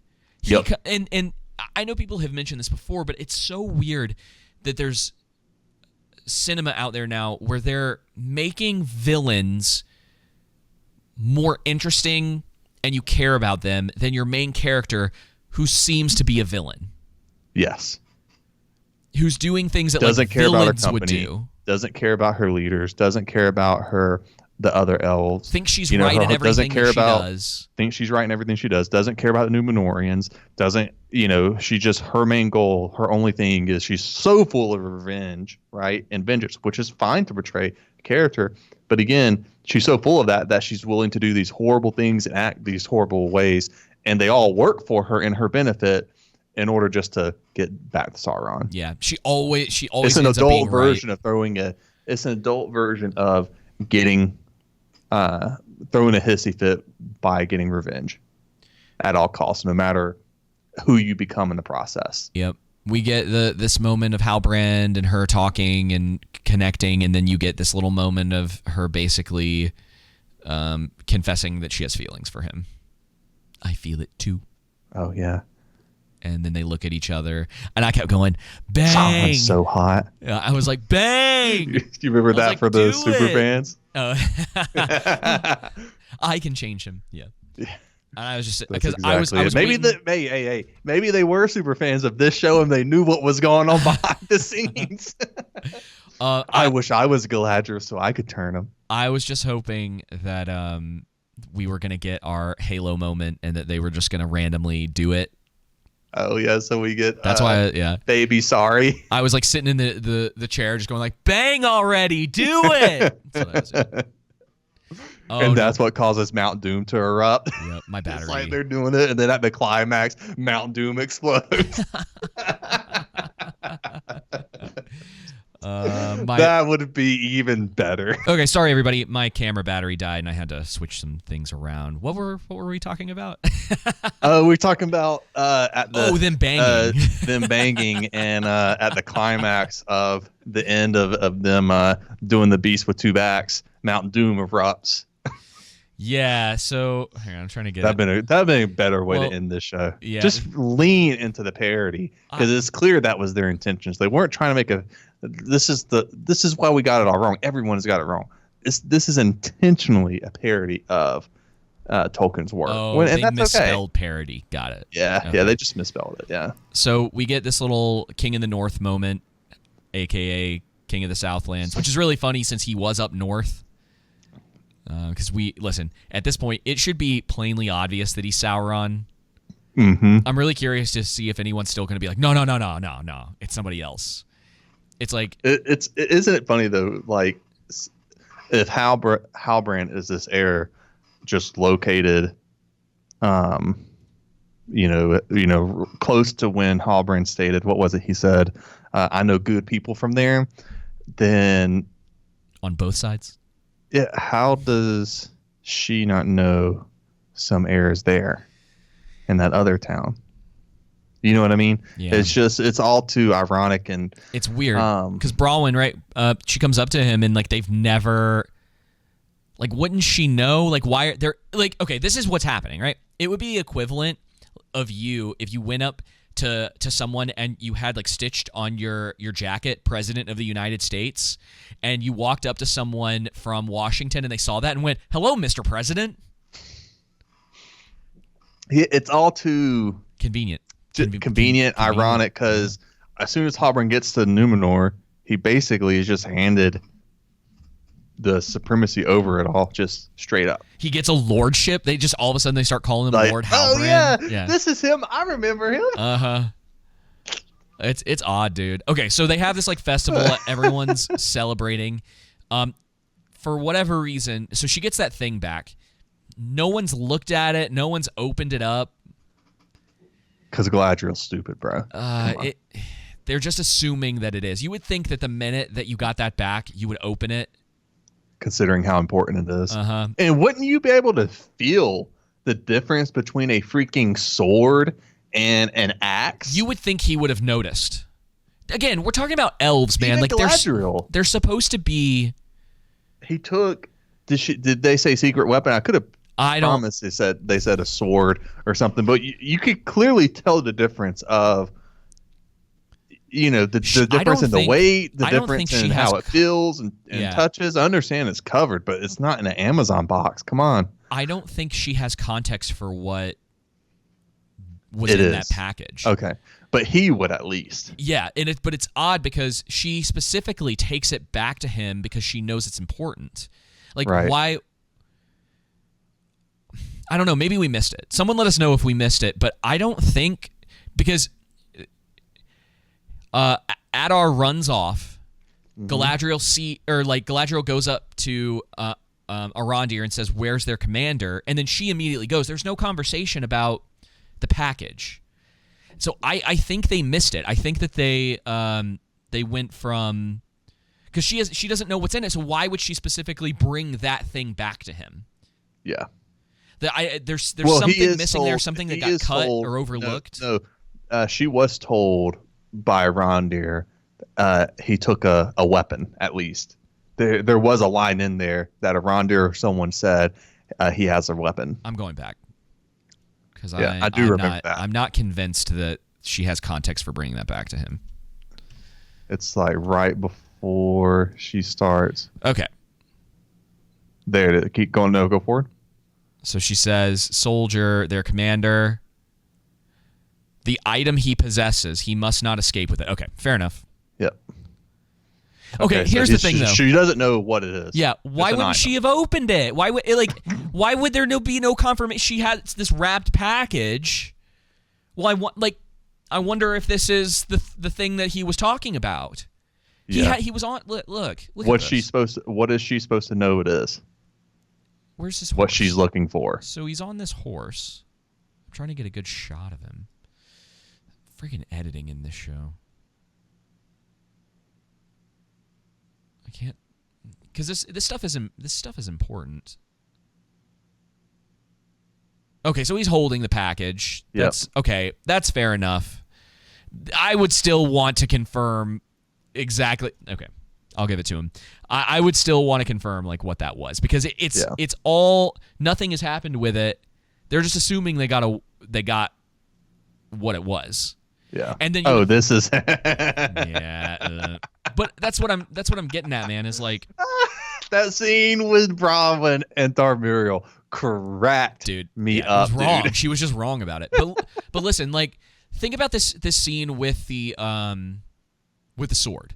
Yeah. So why wouldn't you have the line should have worked out something like, he's escaping. The sword that he possesses, and again, you would have had to make the stakes better earlier on.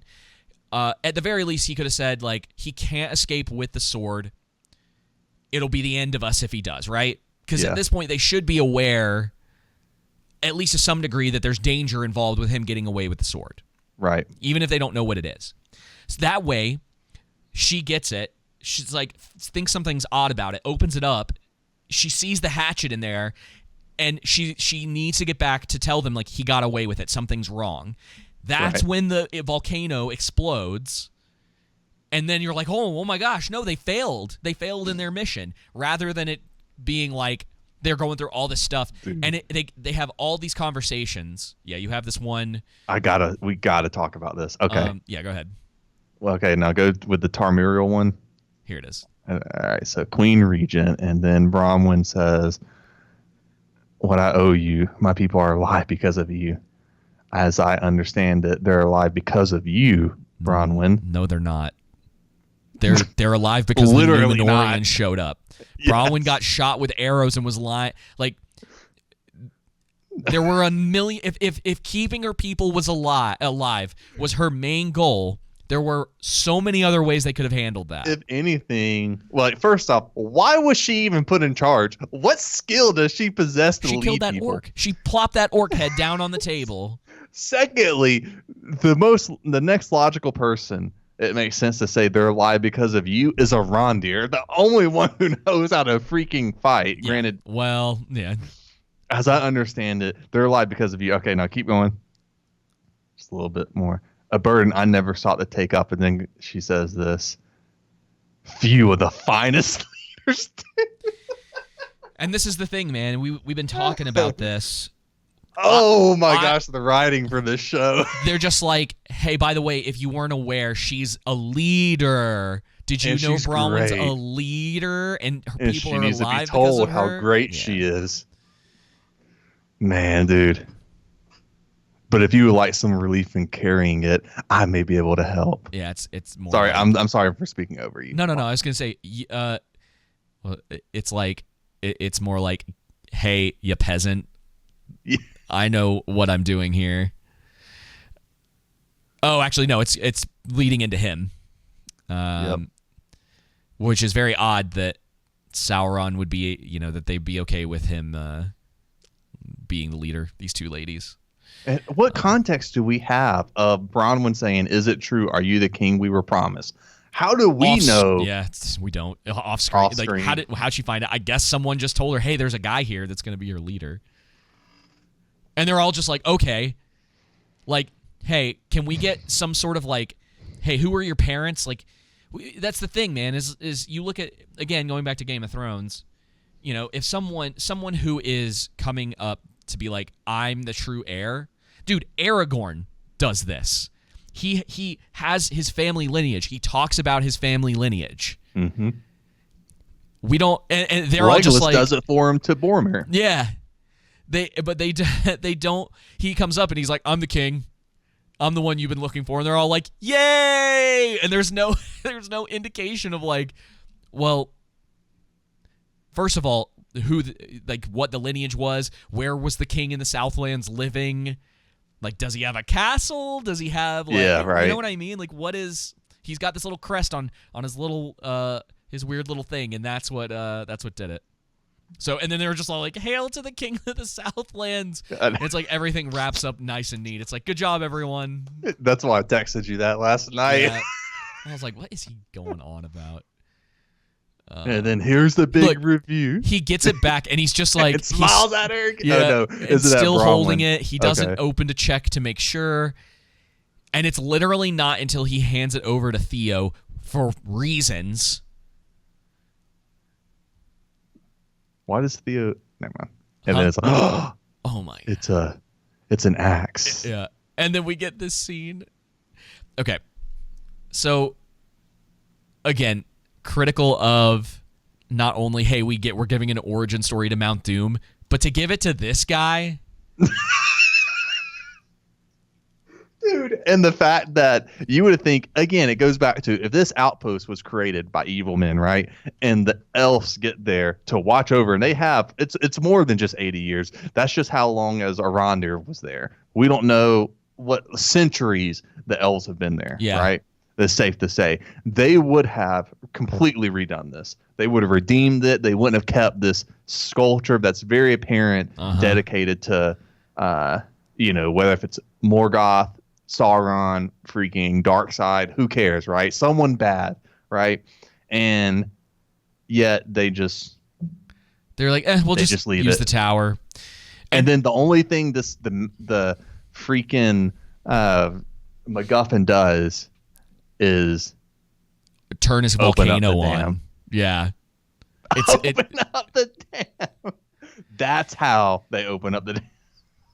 So, yeah, they have this he and Isildur have this conversation about the mother, and everything starts exploding.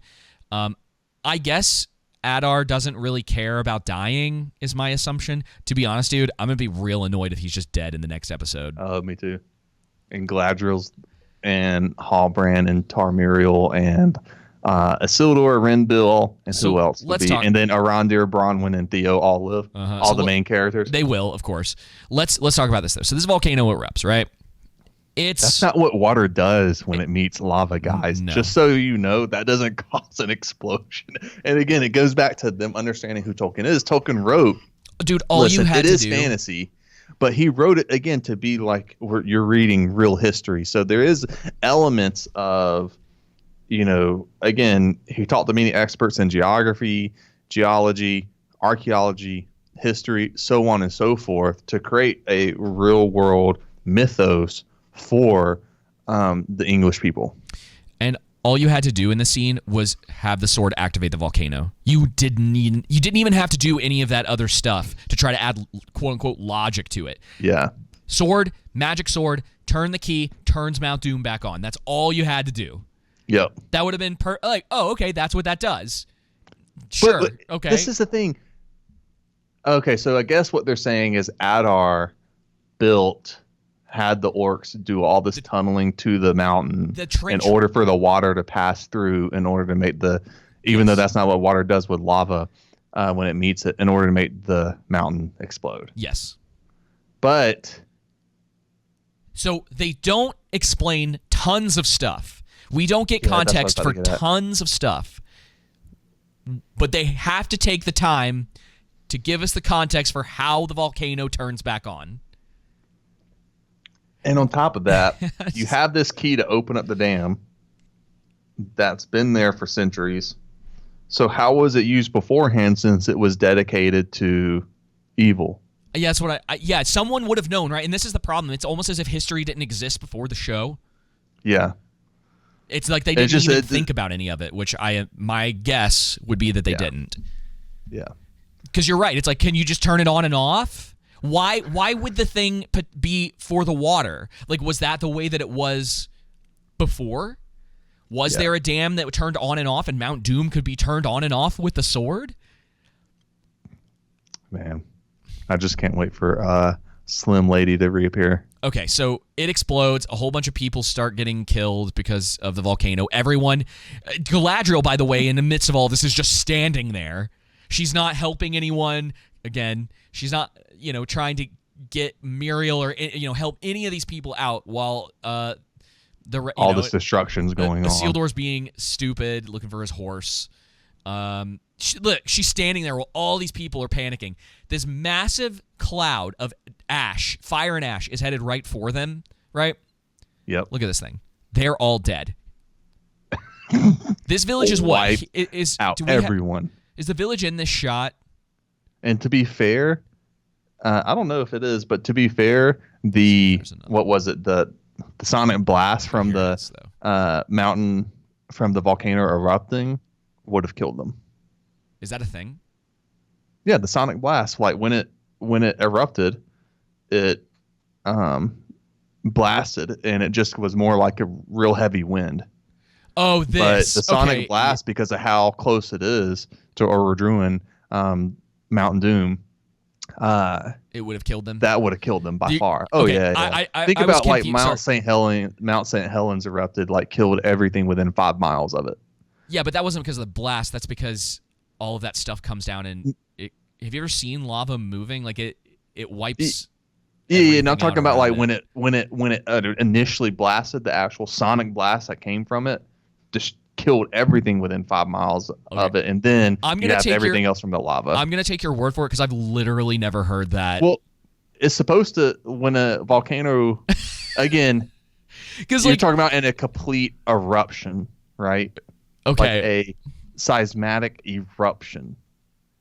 I'm gonna give it to you. I don't know anything about that kind of stuff, so it's totally fine. I overlooked that because it's like, okay, whatever. It blows up and the big blast of wind comes by. It still doesn't take away from the fact that they're, like you were saying, allegedly real close to this thing. They would. My main point is, even if they weren't killed from it, they would have been at least knocked over, really like hurting. You know what I mean? Yeah. And then on top of that, you have this these cloud of smoke, ash, and fire coming to on top of that. So, everyone would have been dead. Look at this. So here it is here, right in front of Galadriel. Yep. And then you have the previous shot, like the big wide shot. So it's close to him, even if the city's not in it. Dang it, where is it? Right here. It's basically the same. There's no slowdown. Looks just as bad. Yeah, this would have killed everyone. So here's the question: Can elves just survive volcano blasts? Only Galadriel and Arondir. Because I saw a video the other day of lava moving. Like I had like a shot, like was standing, I guess, far enough away from it, and it was crossing over like a road. Mm-hmm. That stuff was moving so fast. Like it was crazy how fast the lava was coming down out of that thing. And not to mention all of this.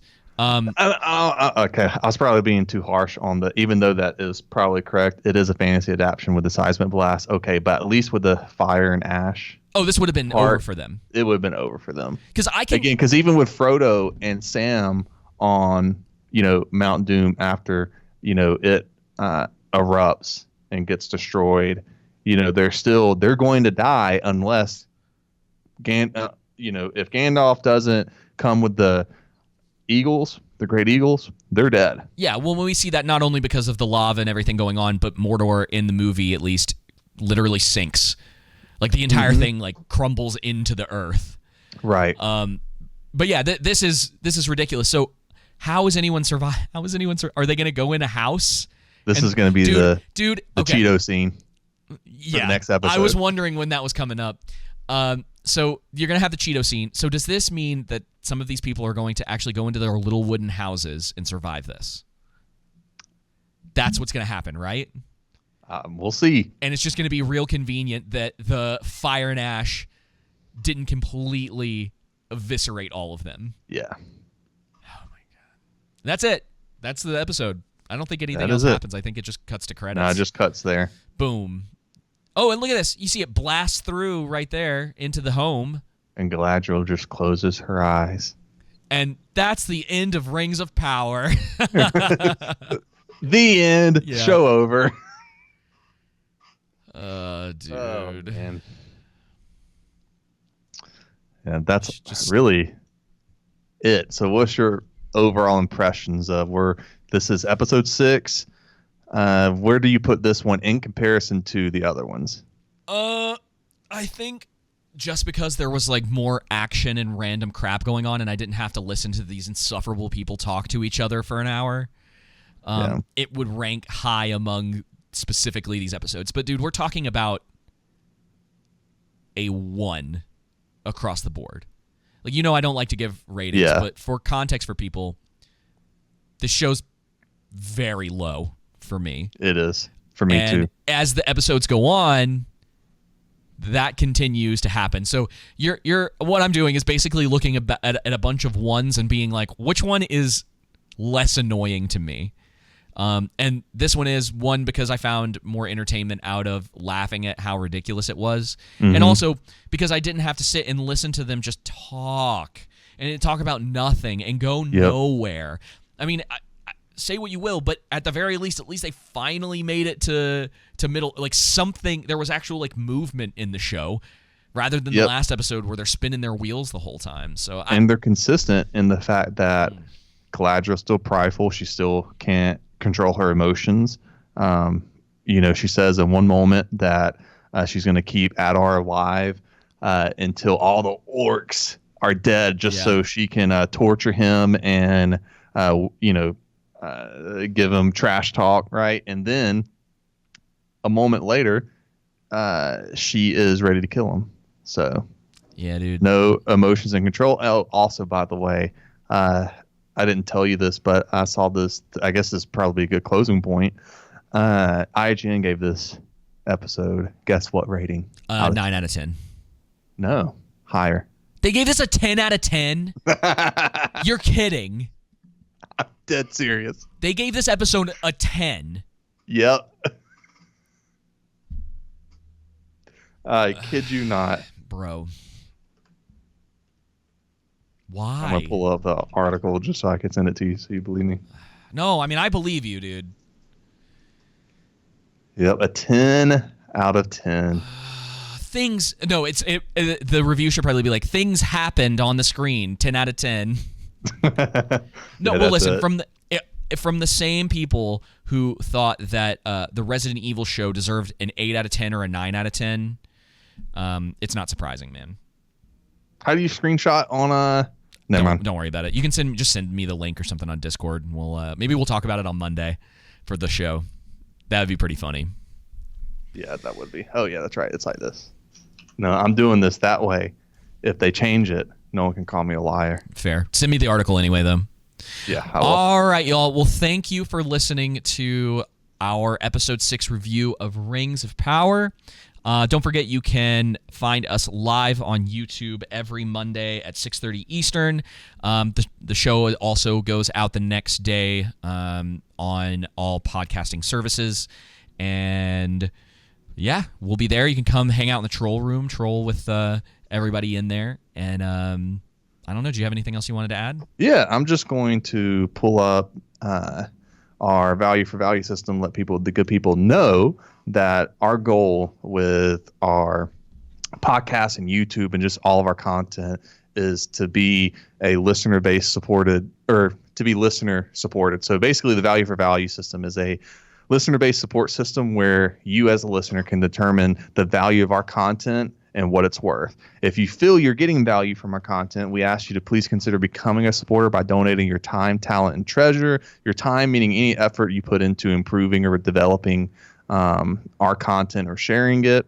Talent meaning any skills you possess in order to that you want to contribute to help us develop our platform. So whether if it's artwork, editing, brand design, etc., whatever talent you possess, even if you just simply come across an interesting video or article, and treasure being either paying a one-off amount or a reoccurring contribution for the value you think our service is worth. If so, just click the direct.me link in our description, and you'll find all of our links to our PayPal. You'll find our Bitcoin wallet address.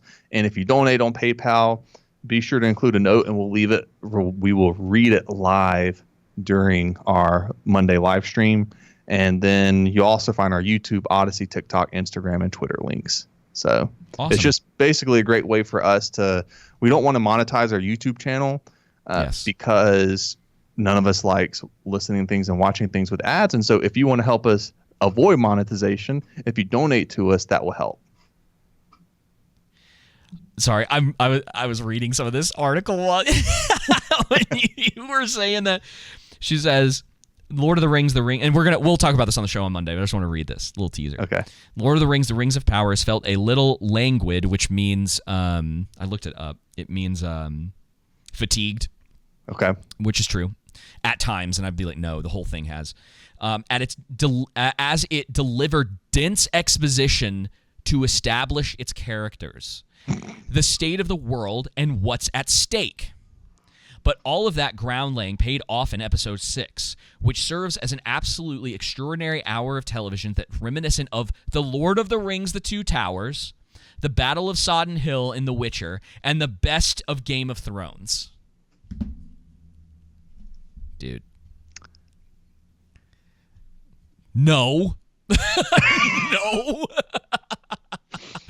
Oh, Until next time, y'all. Take it easy. Take it easy.